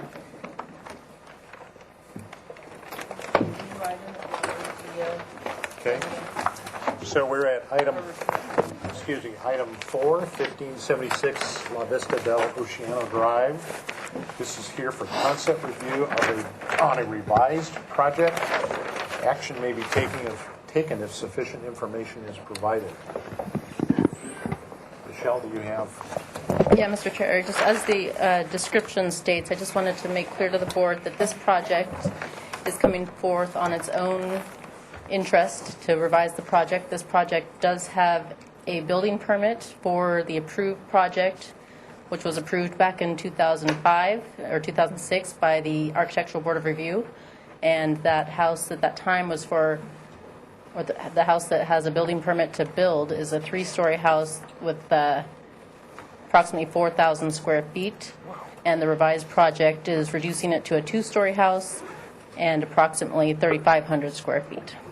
So I'll let the applicant present the project. Okay, thank you. And if any of the members of the board were by this lot, it's well under construction. There's a lot of equipment out there as of about 3 hours ago. I went by there this morning. If you can introduce yourself, please. Okay, my name's Chris Manson-Hing, the architect. This is Ed Tebow, the owner.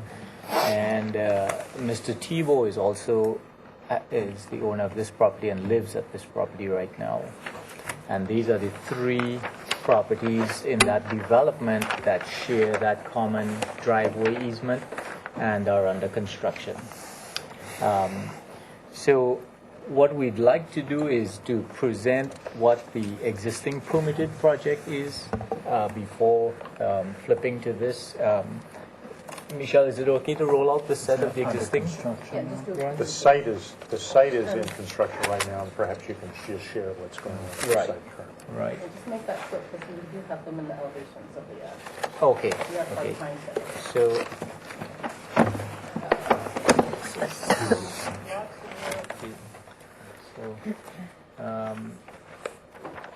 I just briefly show the.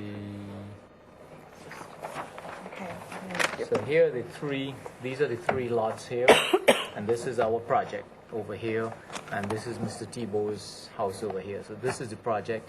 They're under construction here and here, and the retaining walls for all of this access driveway is going in right now, and they are cutting the pad to build this house.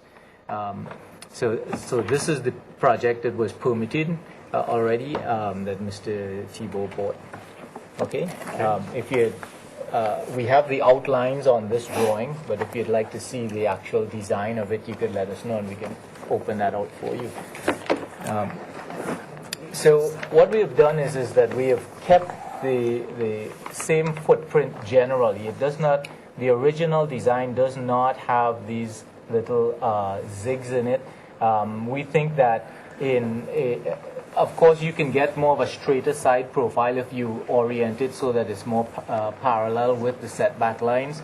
But we've opted to turn it this way and introduce a little bit more activity in side elevations. And also because the hill is steeper on this side and falls toward this side, this actual hill here cuts off a bit of the view of over here. So more of the view is this way. So it pays to turn the building slightly going this way. These are just the Planning Commission approval, and these are the floor plans. So it changes to a two-story house, going from what was approved as almost 100% of FAR. It's going down to 81% FAR. And what we have done here is we have taken away an exterior staircase that was at the front of this building, which ostensibly blocked all the view that you would have from whatever basement level that you had down here. That exterior stair was here. We've integrated an internal stair that serves the purpose where everyone would come in here and use the internal stair to get to the upstairs. Downstairs we have the garage, mechanical room, little storage and trash area here. We have a family room and a one-bedroom suite downstairs. As you arrive upstairs, we have the master bedroom on this side. We have a second bedroom here, laundry, powder room, and living room, kitchen in this way that has kind of a view that goes all the way from one side of the building to the other. And this is quite open in here, where we have columns and just screens that would be this intermediary here. That's just needed to support the roof, but it's kind of perforated in a way so that this seems a lot more open than it is.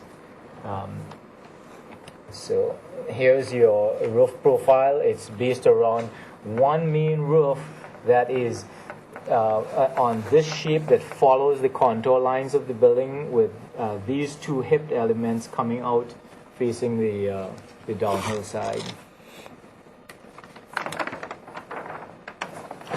So what we've done here too is we've not only done the elevations of the building, but we've taken time to cut the section right through the property so that you can see how the building is graded and how the walls are integrated.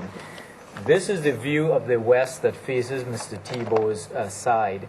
And the original plan had a stepped retaining walls on the rear that provided, with this three-story building, it provided just an outdoor space on one level, and then you had to step up to another. The heavy line you can see is the permitted building, the three-story permitted building. You can see in all of them the profile of the, and I mean, one of the strong reasons that Mr. Thibault bought this property is that his view from his house directly overlooks this one. So the reason for buying this project after it wasn't built by the first owner was to reduce the height, bulk, and scale of this building, and we were able to drop that by taking that story off. One of the things that was, I'll go through each elevation. The front is this U-shaped building, and it's deceptive in that you see a lot of this is covered by heavy eaves to give a shadow line. For instance, the patio deck that comes out here has a trellis that comes out here to cast shade into there. This glazing line here is stepped back before you get to these two columns. So is this glazing line is stepped back, and this portion of the building is in the middle part of that C section. This glazed area opens on to that big stairwell central area that is open. You have the 2 garage doors. We have the master suite in here. This is the rear of the project. On one level faces the back of the hill into this hill here. We have 1 story coming into here. And these we have punched large glazed areas here so that you can come back off of a bedroom, and this one goes all the way out to this living room area here. This faces the east. We have stairs that descend here onto grade, comes around. You can see the portion of the other side of the U, or the western side of the U, in the distance here. This is a small balcony off of the master bedroom. And this is a section through the building that shows how it's just put together. So you can see all the elevations where the mechanical, the crawl space is, and you can see how this site works. The level of this story here, which was their second story, remains the same floor level line of the original. And the only thing we have done with the basement is we've dropped the basement floor, I think it's a foot, we've dropped the basement floor a foot. And one of the reasons why we did that is in the section, when you come off of, let's see, is it Eastern Elevation? It would be this one. This is the end of the driveway here. And you would see that there's a slope here before you hit this roadway. And in the previous permit, or the permitted drawings, they did not have this. They did not have this retaining wall or the short landscape wall here. So the land just went straight down to this retaining wall, and then there was a steeper fall, and then it came to here. And so what we did in dropping that, we were able to take this driveway and have less of a slope as you came out here, and less of a, what would potentially could be a difficult situation, reversing down a short driveway, and you're really only seeing sky in the back of your rear view mirror. So let's see here.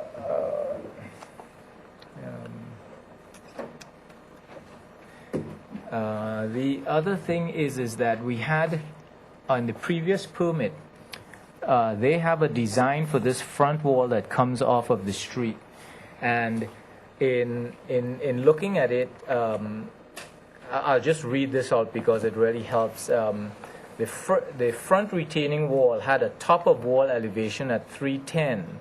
It will not work as planned. The foundation must be 4 feet lower than called for in the original plan to meet the engineering requirements. So the solution was we made the wall lower at 308, dropping it 2 feet. We located the wall 3 feet closer to the front property line, replacing the 6-foot wall design with an 8-foot design, leaving more wall height below grade at the front of the wall. The new wall the top of footing is now 300, and the top of wall is 308. The grade at the front of the wall is 304.5. Maybe just numbers that throwing out there, but essentially what we did was we lessened the exposed wall from grade to exposed wall from about 5 foot something down to 3.5 feet of exposed wall. We did an engineering analysis of that. I only have it here if it's something that you wanted to look at. It's on the engineering drawings, and I have it here. I don't see. If you need it, let me know. Okay, but it's a lot to absorb. But it's all here, so that's why if you had the question, I could really answer it for you. Now, let's see. I think at this stage, everything we have done in this is we've reduced impacts. We've reduced the exposed wall heights. We've tried to die as many of these retaining walls right into the hill wherever we can. We've lowered the roof height. We've lowered the mass. Mr. Thibault is been in consultation with the people on the eastern side who are under construction, and he talks with them every day. He's also sent out messages to the neighbors about the project. So at this phase, one of the urgent things about this property is that retaining wall on the street is under construction on the neighbors, and they want to connect to the wall that Mr. Thibault has to continue building because it's continuing the driveway access. And of course, since they're under construction, and any construction work on this side has to use the access that comes from the other two projects, there is a great pressure for them to continue the construction on this one. So we leave ourselves open for questions. Thank you. So before we go to board questions, the chair will open it for public comment. Anyone wishing to address this applicant can come forward. If not, our city staff, I see no one, and our city staff left for the moment, but I'll close public hearings, see no one come forward, and go to questions. It should remind us, and I was going to clarify with staff, and we will when she gets back. This is here for concept review. We apparently can give it design approval with some idea either to come back to the full board for final or consent or whatever, but we're at that stage, as I understand it. We'll clarify it when Michelle returns. So we're open for questions, and start with Brian. I have no questions. I'm ready for comments. Okay. Questions? Jamie? I have no questions. Lisa?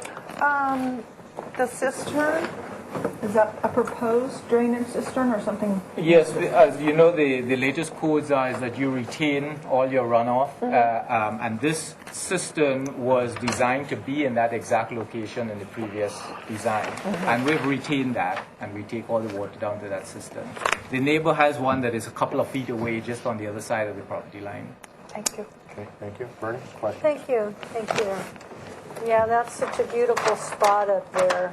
And I can see why you want to have a lot of windows, but I do want you to talk about what you call glazing. I'm calling these windows. Is that correct? These are all window, all windows, yes. window, except these two? That's the garage doors. Yeah, I don't know. I'd like to hear from other board members and you if you feel that you need so much glass and if it meets our guidelines.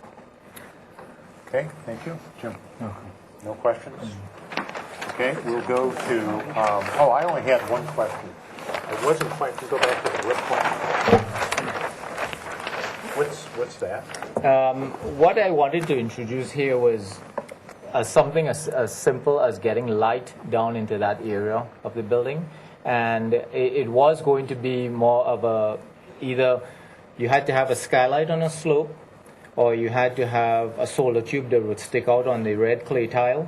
So I introduced this flat element where I would have a solar tube that sat down a little bit and would be a lot less conspicuous than it sticking out of the tile, or having a flat skylight when at night I've always kind of had a problem looking down on people's skylights that all lit up with a bright light looking down on their roof.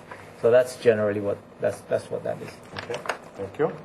Okay, we'll go to comments. Brian. I'm a little kind of what Bernie was saying. Being Spanish colonial, the windows to me are more of a modern, contemporary approach. And I'm thinking if they're too big. Maybe you've introduced a segmented arch here, and the distance between, this should be a little, because what you're implying is it's made of stone and wood, and it's, and so it kind of has a heavier look to it. It's important to maximize the size of your windows. Unfortunately, in Spanish colonial, the windows tend to be small, so you're kind of struggling with, how to make it look authentic and plus maximize your view. But I think my comment here is the windows, it's too much of a contemporary approach to a Spanish colonial venue. Even here, that's way too tight, too. So I think, but I do appreciate the fact that you reduce the heights and put it farther into the side of the embankment. Okay. Jim, do you have a comment? Well, the whole front is shaded there, so it's kind of hard to tell where the windows are, like off the balcony there. The plan could show that if you like.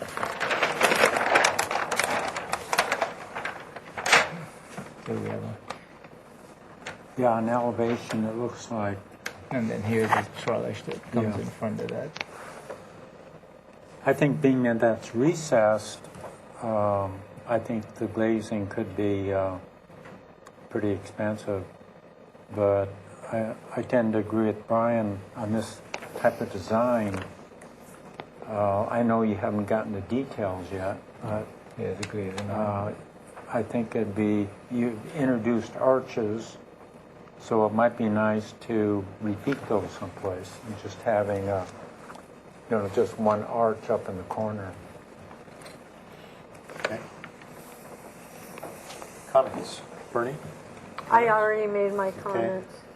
Lisa? I'm in agreement about the percentage of window area in the front. Jamie? I also agree with my fellow board members on the style of the architecture, and that the windows maybe reflecting that style a little bit more.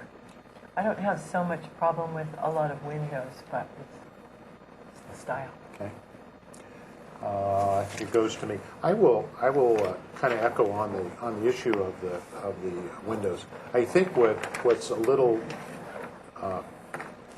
thing that isn't helping a little bit is it's how it's rendered.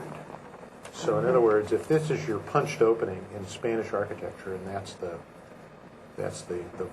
window that you want to do, it's how it's being portrayed. And I think Brian's point about the edge of the eave and that relationship between the top of the arch is really important in Spanish architecture, because you're implying that there is some kind of stone or adobe brick that have formed that arch that's holding up the roof. So it has a dimension there. And I think in the case of these windows, because they're deep set, I don't have a big problem with that, even if they're contemporary in terms of how you actually put them in detail. But in terms of how you divide the lights up is probably fairly important, and it's a little difficult to see on the elevations.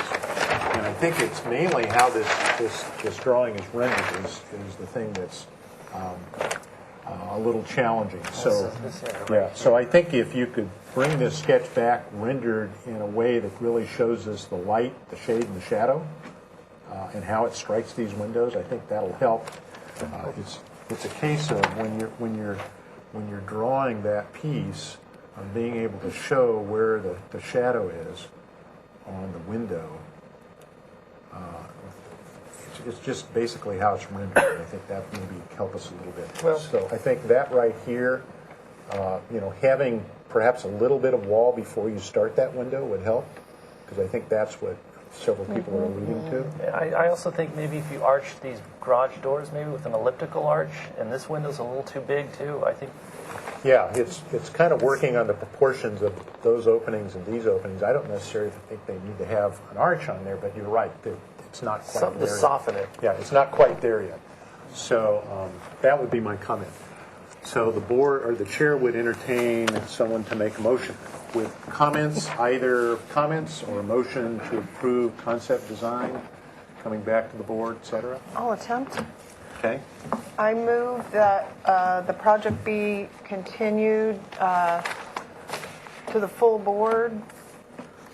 For concept review, further concept review, or if you give it design approval, that means they come back with details and final approval. Okay. I'll move to give it design approval. Okay. To come back either in 2 weeks or indefinitely. It's up to you. What's up to you? Yeah. If we're getting design approval, Her motion is for design approval. yes, then we'll come back in progress to show you the smaller details while we proceed Okay. with the drawings to do for final, which would take us a lot more than 2 weeks. Okay, so Just indefinitely indefinite, then you can schedule it accordingly. Right. with the following comments, that you study the rendering technique and try and give us a little more accurate portrayal of how the windows really look and the proportions in relation to the building. That we appreciate that you have made an effort to reduce the FAR and have worked with the topography in a much more desirable way than the previous rendition.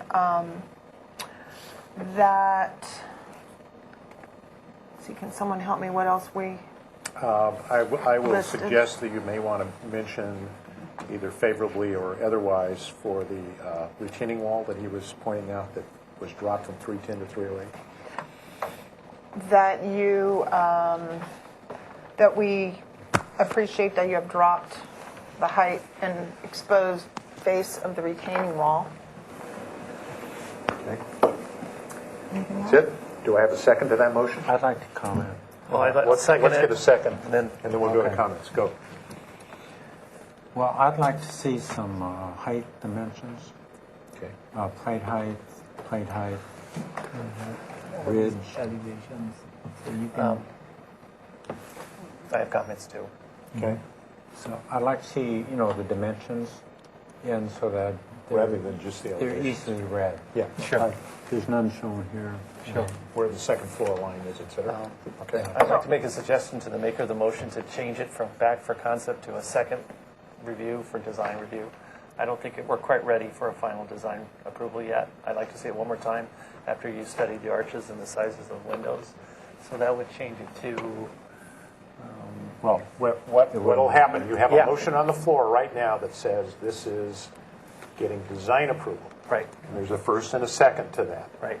You can either withdraw that motion and reword the motion, which is the appropriate way to do it, or we can vote on that motion and vote it down and then vote on the second motion. So maker of the motion and the second decide how you want to do it. Okay, well, I guess the request is to withdraw their motion and reword it so that it's going into design, one more design review. And you seconded the motion. I know I did. Okay. Is the maker of the motion agreeable? Oh, I'm agreeable. Okay, so you've withdrawn your motion, remake your motion. You can include all the same wordage and then just change the piece about concept versus design. Okay. I make a motion to ask the applicant to return indefinitely for, A second concept review. to continue the project for, indefinitely for Second concept. second concept second concept review, then all and the other- include all the previously stated points. That'll make it easy, I think. Does everyone understand what the motion is? Do we need it read back? No? Okay. So the motion on the floor includes several items, including the project coming back for a second concept review. Any further discussion? Mr. Chair? Yes, ma'am. For me, if we are going to consider these basically what I call walls of glass, because I think that's what it is. It's, I'd like to see other homes in the neighborhood that have that much glass, maybe what it looks, what the stuff actually is going to look like, some photos of the material, the color, the style, what it's going to be, and then maybe we'd like to see other, what the trellises are made out of and what the deck railings are made out of and the details. So I would suggest you can just bring some supplemental information to support your argument on the window sizes. That would be most helpful. Okay? So that's the motion on the floor. Any further discussion? All in favor signify by saying aye. Aye. Aye. Opposed? Abstentions? So carried. We'll see you soon. Okay, thank you. I have just one question. What can I tell the man next door that's wanting to put his footing in for that wall? Well, unfortunately, we can't, that's a building department issue. All you know is that this board looked at it favorably, but we can't really tell you you can build it or not build it. That's a building department. All right, let's go to item 516 Rubio Road, please. Thank you.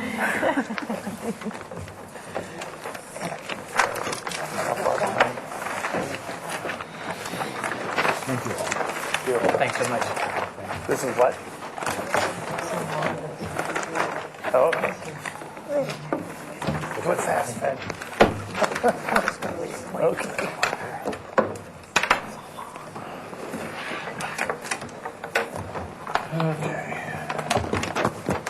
This is project design review.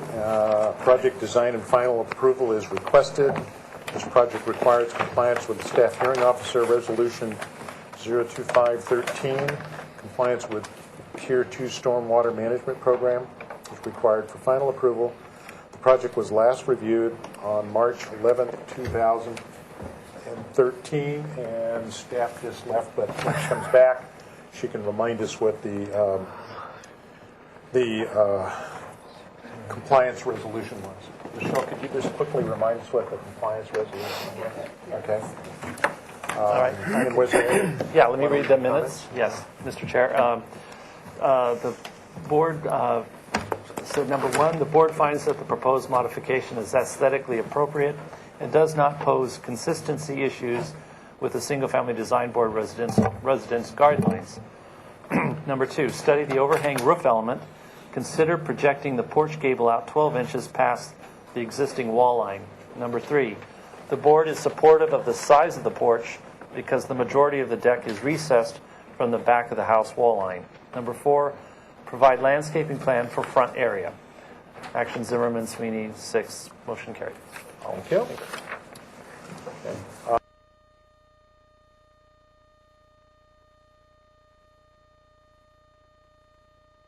Let's find the shade.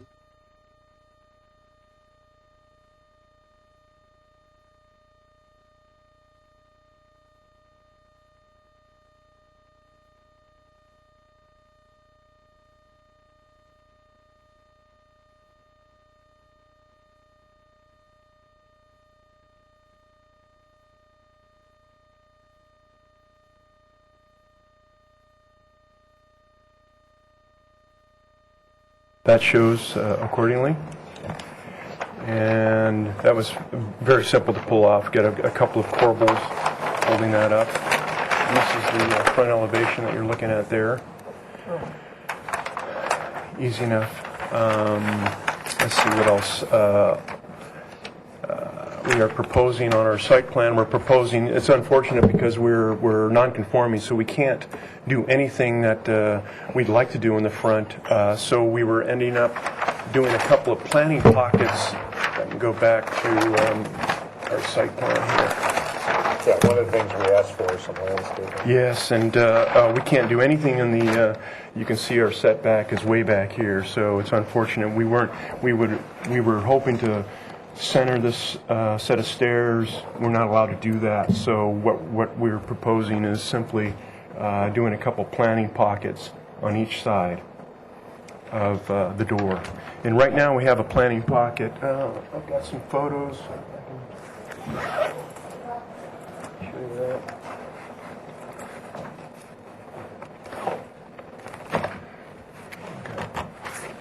Some photos here.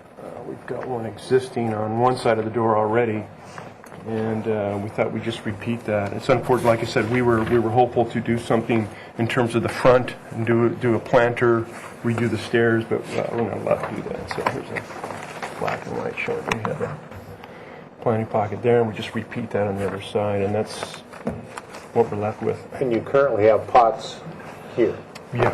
Are you allowed to have pots? Well, I don't know. But the whole street essentially is in the same condition that we're at. Everybody's got the same, there are all these existing stone walls and revetments and stuff like that. So the whole street is virtually non-conforming, as are we in terms of the front. So we were hopeful for some landscape, but we can't do that. We were told by the city that we can't. Okay. Chair will open comments to the public. Anybody that wants to speak to this issue? Seeing none, Chair closes comments to the public and opens it back to the board for questions. Yeah, Ray, did you go through any modifications? Yes, we did. We got a modification. And they wouldn't approve moving the stairs? They didn't. It was not supported, and it was asked that we not do that, and it was not supportable by them. So we didn't go along with that. The question is why? It's Something beyond and not only that, it's in the right of way as well. So one of the first things was go get an encroachment permit, and the encroachment permit, unfortunately, is kind of exorbitant when we're in this kind of condition. So it became upside down. Yep. And the stairs are almost centered, as it is anyway. So. Yeah, the sentence from the approval officer was a proposed addition and alterations within the required 30-foot setback are appropriate because the changes represent minimal expansion of the existing building footprint and are predominantly located at the rear of the property with the exception of the entry porch alterations at the front of the building. Proposed additions and alterations are not anticipated to adversely impact the adjacent neighbors or visual openness of the public right-of-way. Okay. Brian, questions? No questions. Bernie, any questions? No, I'm ready to make a motion Okay. now. Lisa, Jamie? Okay, we go to comments. I think it's a great project. I can support it. Okay. Anyone else? Comments? Okay, Chair entertains a motion. Bernie, you're ready to make a motion? Okay, thank you. Yes, I would like to give this project design approval, and we appreciate that the minimal changes do not adversely impact the neighborhood, and we appreciate that the applicant listened to what we suggested and modified the project slightly. Was wondering, did we look, is the landscaping plan acceptable? Yes? Okay, so I think that it just needs to go, where does it need to go? You need to either give it project design approval, and you can give it Fine. final approval at consent if you'd like, because he hasn't finished all his details yet. And he's got to do Storm 2, Okay. Tier 2 I'd like to do drawings. that. So that's the motion. Yeah, that. So the motion is to give it project design approval with final approval to go to the consent calendar for details and Tier 2 storm water management drawings. Okay. I will second that. Okay, that's a second. Any further discussion? Everyone understands the motion. All in favor signify by saying aye. Aye. Those opposed, abstained, so carried. Thank you very much. Okay. Lasted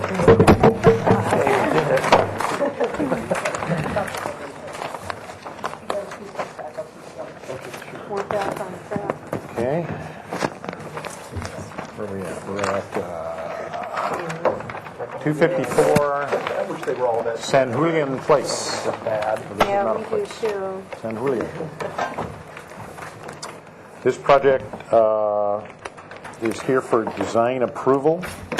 Would like to receive design approval. Requires compliance with Staff Hearing Officer Resolution 028-13. Also compliance with Tier 2 Storm Water Management Program, and is required before final approval. We last saw this project on March 25th, 2013. So if you want to read our actions from the last meeting, Yes, Mr. please. Chair. Number one, the board appreciates the quality of the design.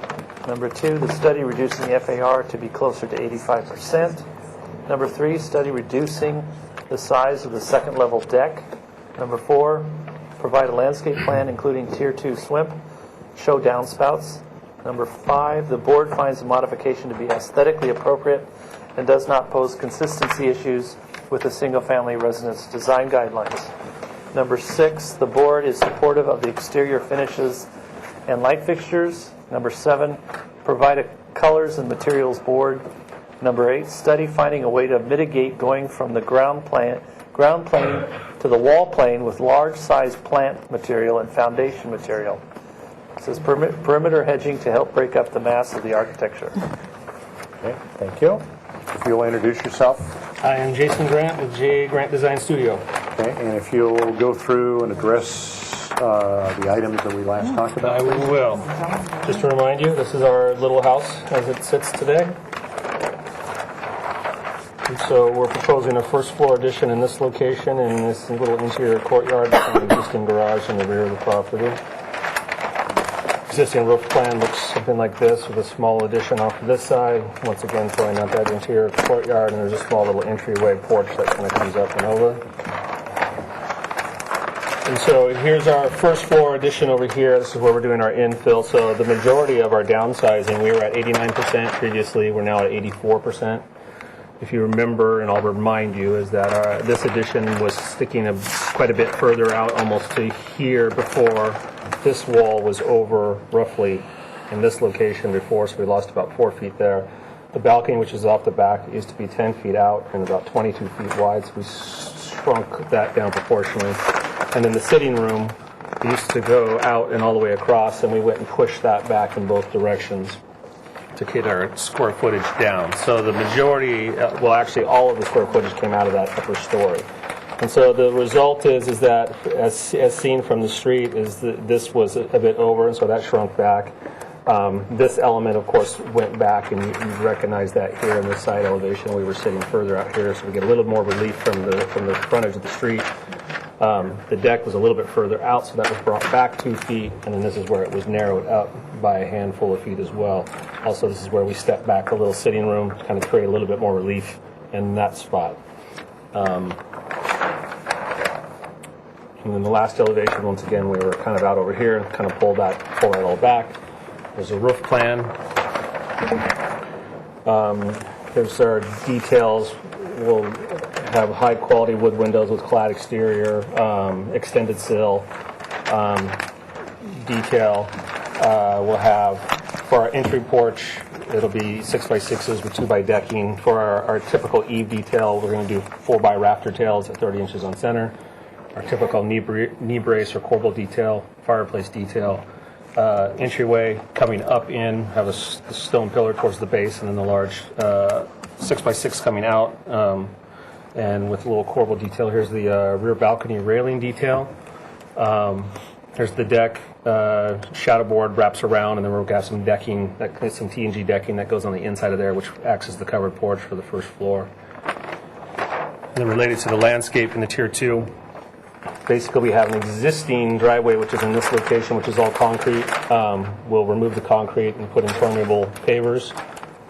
The infill here is concrete now, so there's really a zero offset. There's no more permeable, less permeable area as part of that. We've shown our downspouts and our locations, and we'll just do our typical detail, a splash guard, just each of them draining into the little local planter area around there. Have a little bit of turf in the backyard, and then mainly just some fruit trees and some privacy hedging. Keep it as simple as possible.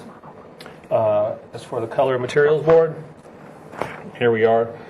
And so the base color of the plaster will be kind of a sea green. All the wood elements are a semi-transparent stain. It's actually called Mesa Gray. It's kind of a deeper gray than what's kind of shown here. All the windows are clad, and they'll be the medium bronze. Exterior light fixture, and there's a total of 4 is shown here, and that's also kind of an antique bronze color. The stone veneering for the pillars and the columns in the back will be Santa Barbara sandstone. And then we're going with we were going to do an asphalt shingle, but we found something that has a little bit more profile to it, and so it's kind of a Protex lightweight material roofing, and the color is kind of weathered brown. Okay. Oh. Is that your presentation? There it is. Okay. Happy to answer any questions. Okay, thank you. Before we go to board questions from the board, we have one speaker for public comment, Sarah Craig.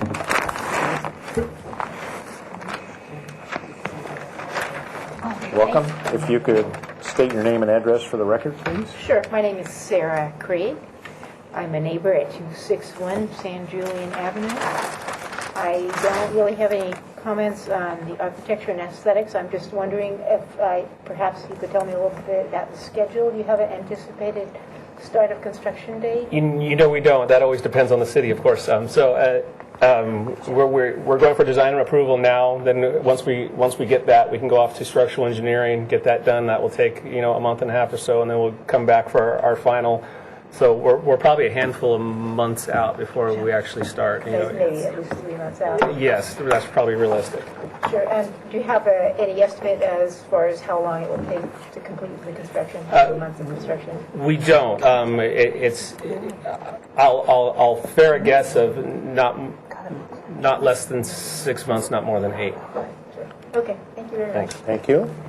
And you have hours that you are... Right. Yeah, you know about that, right? It's a residential neighborhood, so what construction hours are restricted? Exactly. It's stipulated in from the building department. No holidays, certain hours, not on the weekends, all of the above. Thank you. Okay, let's go back to the board for questions. Jamie, start at your end. I don't have any questions. Okay, Lisa? Yes, you were mentioning that you had a little bit of lawn in the back, and I'm noticing that 950 square feet seems proportionally large for the space back there. Okay. Jim, questions? No questions.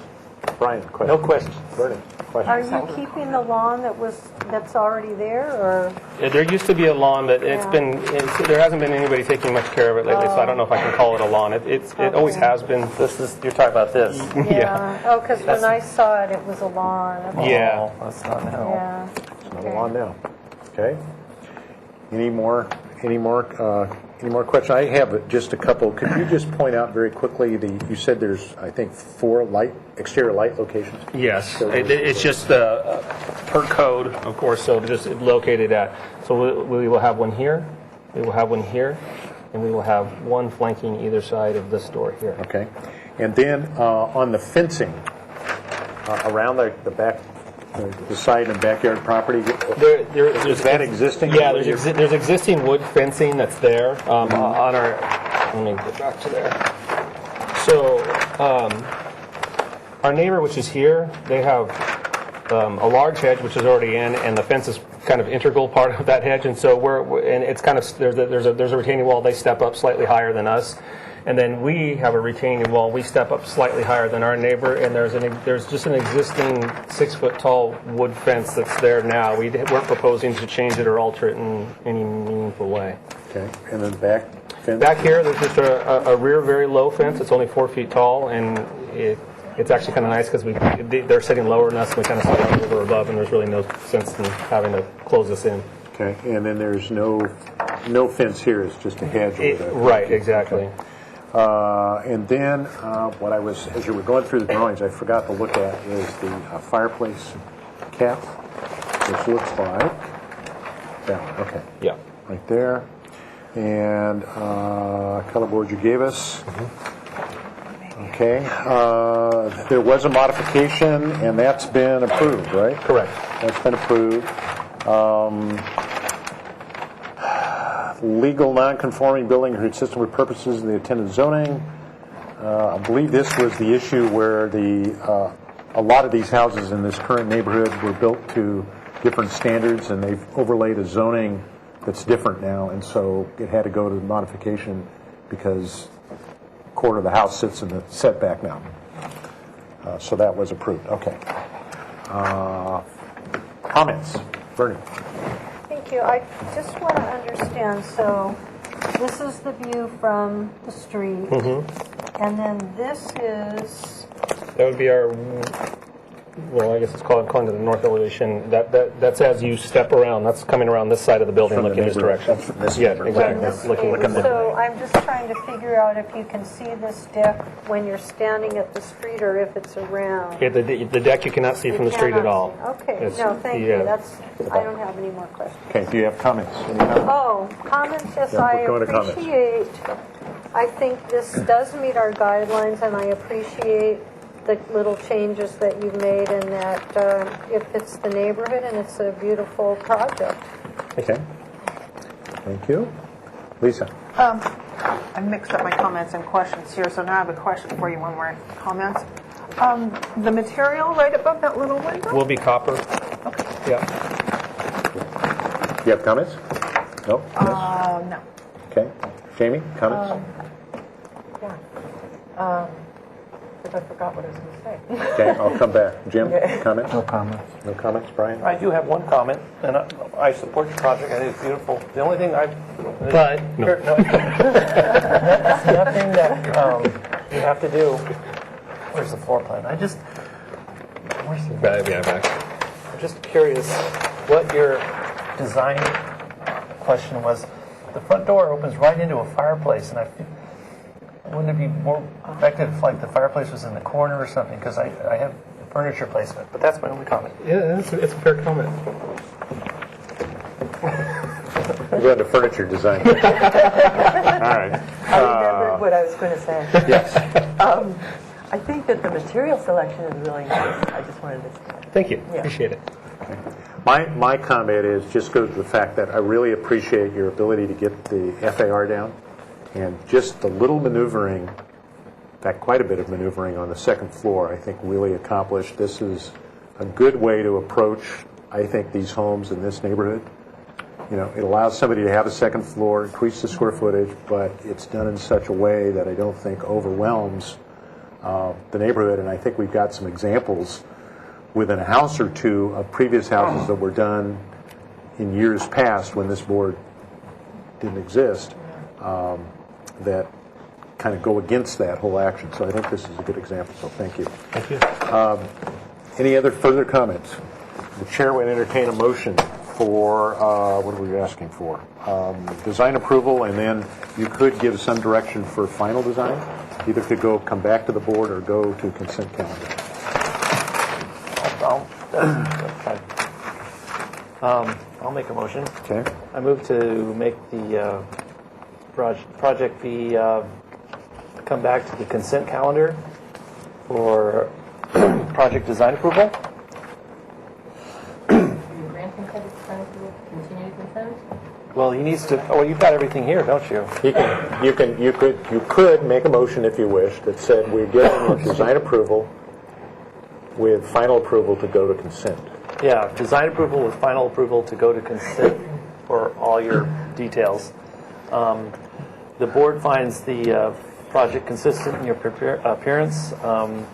Proposed materials are compatible with the size, bulk, and scale to the existing neighborhood.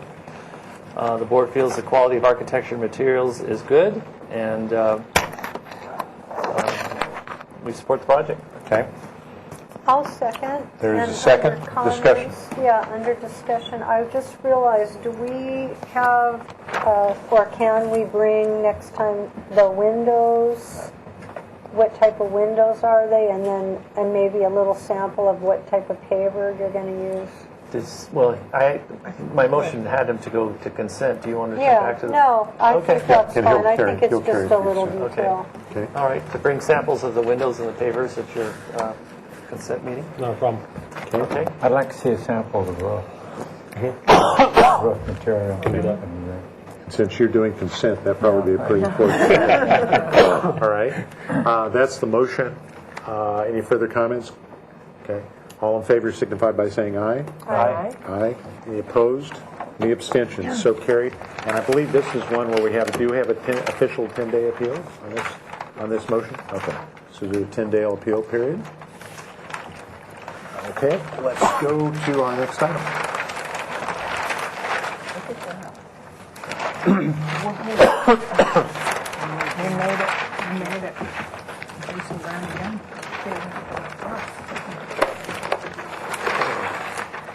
Since you're the last item, we'll just let you roll out your drawings. No problem. This is 1123 Manitou Road. This is here for comments only. It requires an environmental assessment and compliance with the Planning Commission Resolution 05401. These are just some extra photos that aren't in that set, that I have as part of mine. Okay. So before we have you introduce this project, No, there is a vacant lot. maybe Michelle can share with us what the Planning Commission resolution was about in general.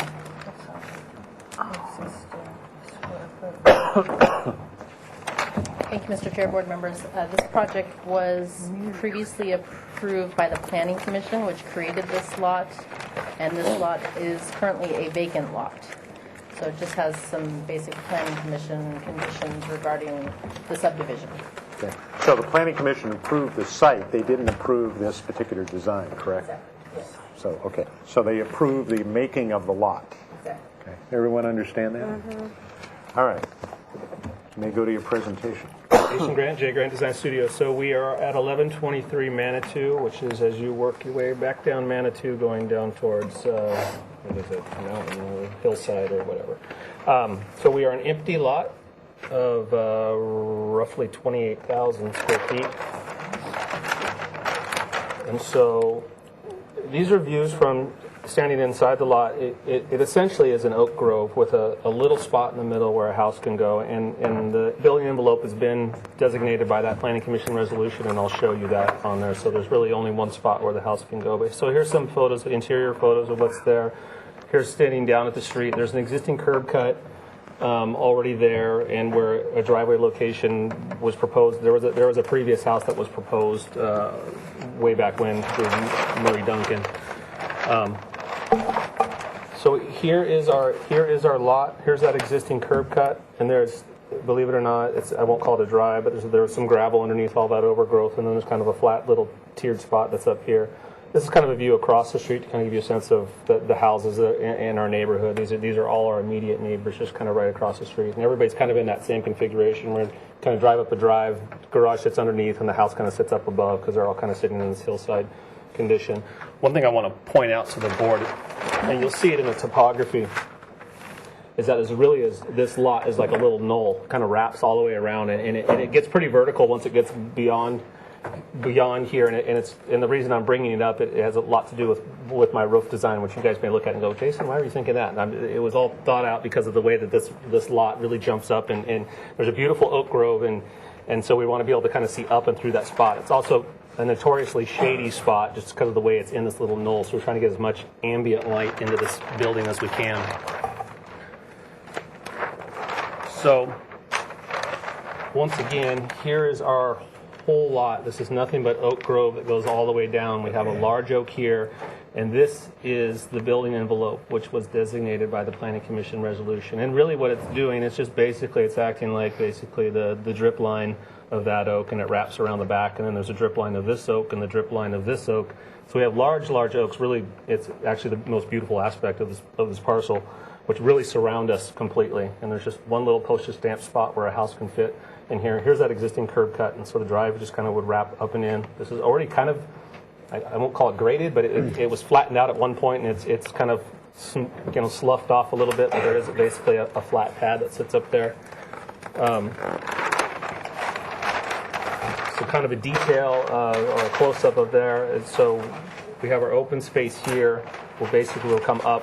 We have a residence up above, but coming in up into here, garage down below, and basically we're cut right into the hillside at this point. We're already at 8 feet vertical cut into the hill, and so basically what that allows us to do is that second living level, which I'll show you, allows you just to walk out comfortably onto this space and actually utilize kind of a rear yard space. Otherwise, you just have the hillside going all the way up and beyond. So come into the garage.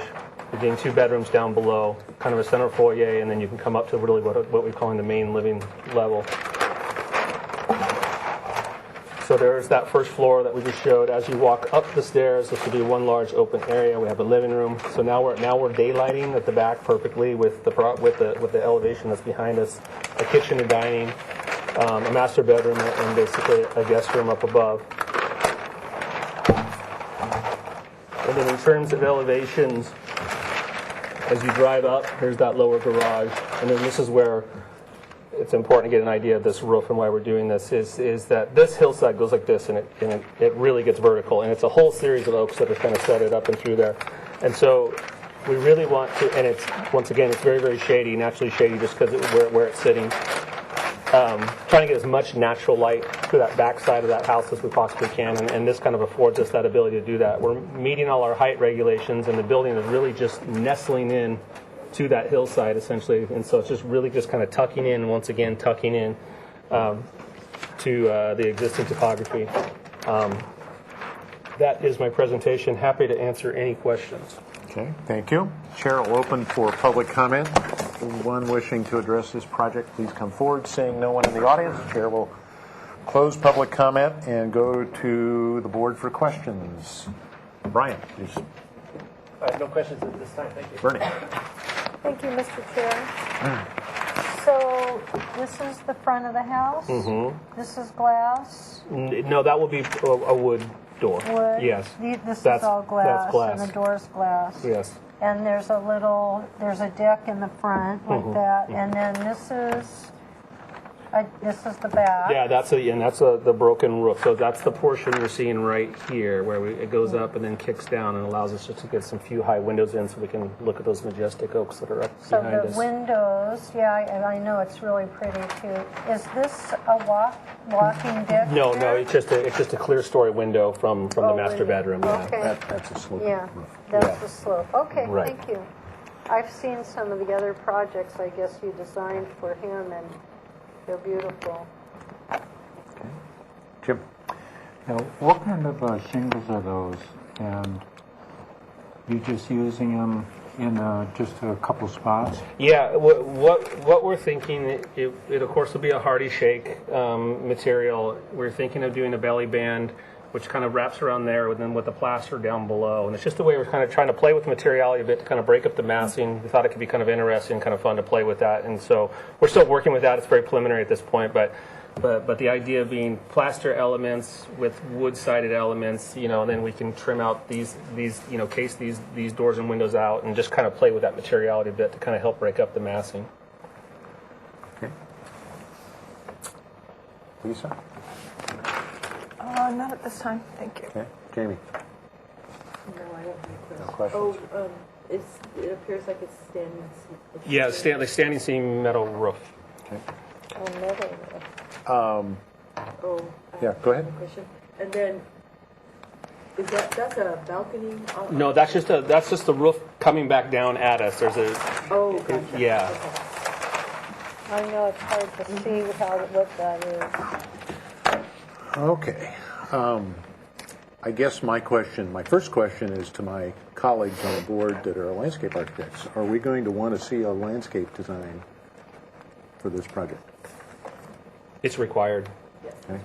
Yeah. So we don't have that For the yet? sake of the oaks alone, I would think. Yeah. Okay. It's required. So any words of wisdom? We don't have to make it part of a motion, but any words of wisdom? Well, Things you've to got watch your out water issues below the oaks. Yeah, no, I'll hire a very qualified landscape architect who's all about oak compatibility. Okay. You can't live in this town without knowing that. All right, I'm going to go to my comments. I appreciate the direction of the architecture. I was out at the site this morning, particularly looking at that one right there. That's not finished. You laugh. I'm laughing. I'm assuming there's some way for the city to check why that house isn't getting done. But aside from that, I guess my one question is, and I appreciate, as I said, the architecture, but I happen to be a partner with a fellow with a similar last name. I assume it's not your relative. For many, many years, and he, in fact, won a wonderful award one year from the AIA on the design of his post and beam house. Very contemporary, very modern. And I'm intrigued by the fact that this front isn't post and beam. I'm reading that as stucco. Is that correct? At this point, but your point's taken. It's Okay. we're having this conversation. I'm just looking at this going, this is just a wonderful opportunity to do a post and beam element. But if you did post and beam, I want to go back to the floor plan. Where is it? Here. Yeah, here. I'm just looking at the way this front door is configured and the staircase, and I can understand why you did the staircase where you did it. But I also kind of, from a practical standpoint, just given how Manitou Road is used, and I suspect maybe on Halloween from trick-or-treaters, that, yeah, they're going to come up that walkway and come to the door and ring it. But for all practical purposes, I'm thinking this is one of these sites and one of these lots that I just have a hard time seeing that walkway really being used. Well, I mean, it looks nice. And just to comment with what, because we had a hard time. Just the property owner is very adamant about us having some kind of neighborhood connection, and that's really and we're working diligently to have something that feels comfortable. And you're right. 95% of the time it will never be, but we want something. So that I'm makes just you feel thinking, like is you can there get to that property? And so looking at that, I was just thinking, is there a way to redo this front in design using a post and beam vocabulary that got the front door here, where in my view, visitors and people parking are going to want to go to the front door, and then do this procession of coming from the neighborhood this way rather than that way. Still addressing your client's concern about making connectivity to the neighborhood. Right. But maybe it could go this way, coming in this way, and I just sense that in how this house will really work on a day-to-day basis, that might be much more inviting. It may cause you to have to rethink how the staircase works. Maybe it has to go over here. Anyway, that would be my one architectural comment. I think that you'll be interested in seeing the landscape plan. And I'm also, in this particular neighborhood, interested in seeing how you're going to really do the standing seam roof in terms of its detail and its color. Probably primarily its color. So that would be my major comments. Any other comments? Dark, muted, not shiny. Mr. Chair? Yes, ma'am. Does the property have a sidewalk in front of it? It does. So, Yeah, it does. so in my opinion, pedestrians do, and houses are, changing there, but a lot of people do like to walk down, they can pick up the shuttle, they go back and forth, so I think it's nice to have that. Yeah, I think connection. connectivity, I'm just suggesting it be here rather than there. Get it And they can park on the street too. Right. Okay. Okay. Comment? No. Lisa? Well, your landscaping can be directive as far as highlighting your entry. So that Yeah, absolutely. Yeah. Yeah, color or some other way to get you to the front. Mr. Okay. Chair, Yes, ma'am. board members, I just wanted to read a couple of the conditions from the Planning Commission Resolution number 05401. And the first one that should be of concern to the board, for the findings for the neighborhood preservation ordinance compliance. Number 2, the grading and development will be appropriate to the site, have been designed to avoid visible scarring, and will not significantly modify the natural topography of the site or the natural appearance of any ridgeline or hillside due to the minimized grading and site development. Number 3, the project will, to the maximum extent feasible, preserve and protect any native or mature trees with a minimum trunk diameter of 4 inches when measured 4 feet from the base of the trunk. Only 6 oak trees are proposed to be removed. Additionally, the proposed landscape plan will be reviewed by the Single Family Design Board. Number 4, the development will be consistent with the scenic character of the city and will enhance the neighborhood due to the high quality of landscaping proposed. The proposal includes a landscape palette of native vegetation and trees, which is compatible with the woodland areas on the site. Number 5, the development will be compatible with the neighborhood, and its size, bulk, and scale will be appropriate to the site and neighborhood. The proposed grading is necessary to create access, and the rough grading for the building pads will be completed in a manner consistent with residential lots of this size. Additionally, size restrictions are proposed to ensure the proper development of the proposed lots. And that the number 6, the development will preserve significant public scenic views of and from the hillside. The project will not impact any public views, as the proposed development will not be out of character with the surrounding development and is not visible from any major public corridors. Okay, thank you.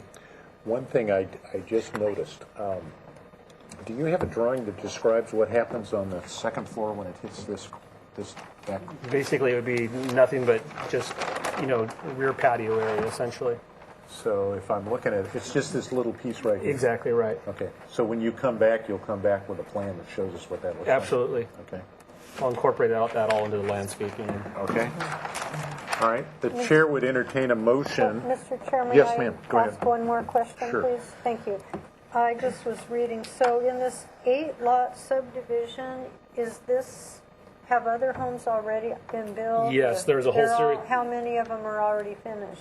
out Well, of there's the that eight? one that he noticed. There's one that's been under construction for a Yeah, long, so- long I don't know what number. So there's Almost several- almost all of them. This lot. all the ones across the street. Yeah. Oh, across? No, it's actually up. Or is It's it up. up? It's up behind us. Oh, Actually. then- Oh, it's that little where it's Manitou Lane? So those Exactly. are all Okay. built, so how many more lots are built? I think this is the last one. Oh, Yeah. okay. It's the Manitou Lane thing. That's Yeah, correct. Right. yeah. Okay, there's this house and then it turns. Exactly right. Yeah, I Gotcha. remember, okay. Gotcha. All right. All right, the chair would entertain a motion. This is for comments only. You have to go get an environmental review? Environmental assessment? I have to see. There's a folder that's about that big on this, and so I know that a soils report's been done. I know that certain environmental assessments been done. There was a house that was proposed that was much larger than this, and they took it quite a ways quite a ways through the process. So I know a lot of the homework has actually been done. So I probably just have to get that stuff back out. All right, so all we're able to do at this point is give comments, correct? Yeah, I think it's what all I'm looking at is comments for obviously the siding and just a mass bulk and scale, just general comment.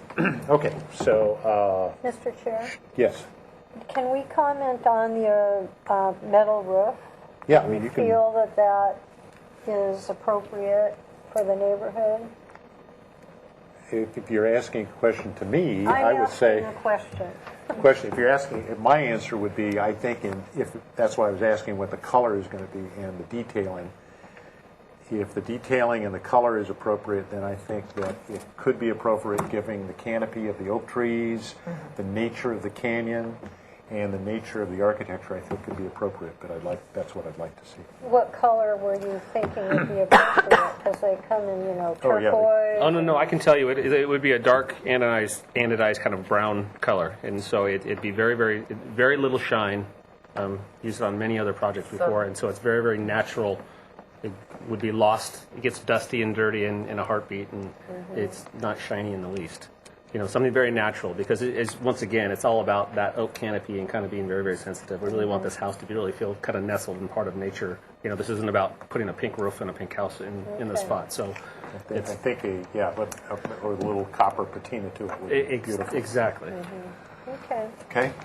Okay, so someone would like to make a motion with comments?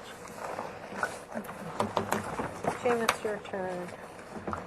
Yeah, I'd like to make a motion. You don't. All you need to do is comments. So Whether you want to or not. Because he's got to come back indefinitely, I assume. Yes. The board feels has good comments on the design, that it fits the site well, and the colors that you propose are very nice, and I think but the same things would be good. Maybe consider relocating the front walk, front path coming up from the street, and come back with I think we asked for a landscape plan, right? Correct? And also showing what you have planned for the rear property. And the rear patio area. Is that it? Okay. Do we have a second to the motion? Did you want to say anything about the foyer? Or no? Well, I was going to mention about the entrance. It would be nice if there was some kind of cover there. You're going up 2.5 stories with glass. And it might be difficult on the front entrance area with no cover. So you might investigate that. Okay. Okay. Is there a second? I'll second. Okay. And Discussion. I would like to add that the applicant has stated that the garage door won't be made out of glass. It will not. Okay. Is that agreeable to the maker of the motion? Until and the next second? time, no. Agreeable. Okay. Further discussion? Mr. Chair, Yes, Board ma'am. members, just a point of clarification. I wanted to get, I think Mr. Zimmerman mentioned something about the patios. I didn't quite get that. The patios or whatever is going to occur at the back of the house on the back hillside. We want to see that. Okay, thank you. All right. Everyone understand the motion? Hearing no further dialogue, comments, all in favor signify by saying aye. Aye. Those opposed? Those abstaining, so carried. Thank you all. See you when you come back. All right, take care.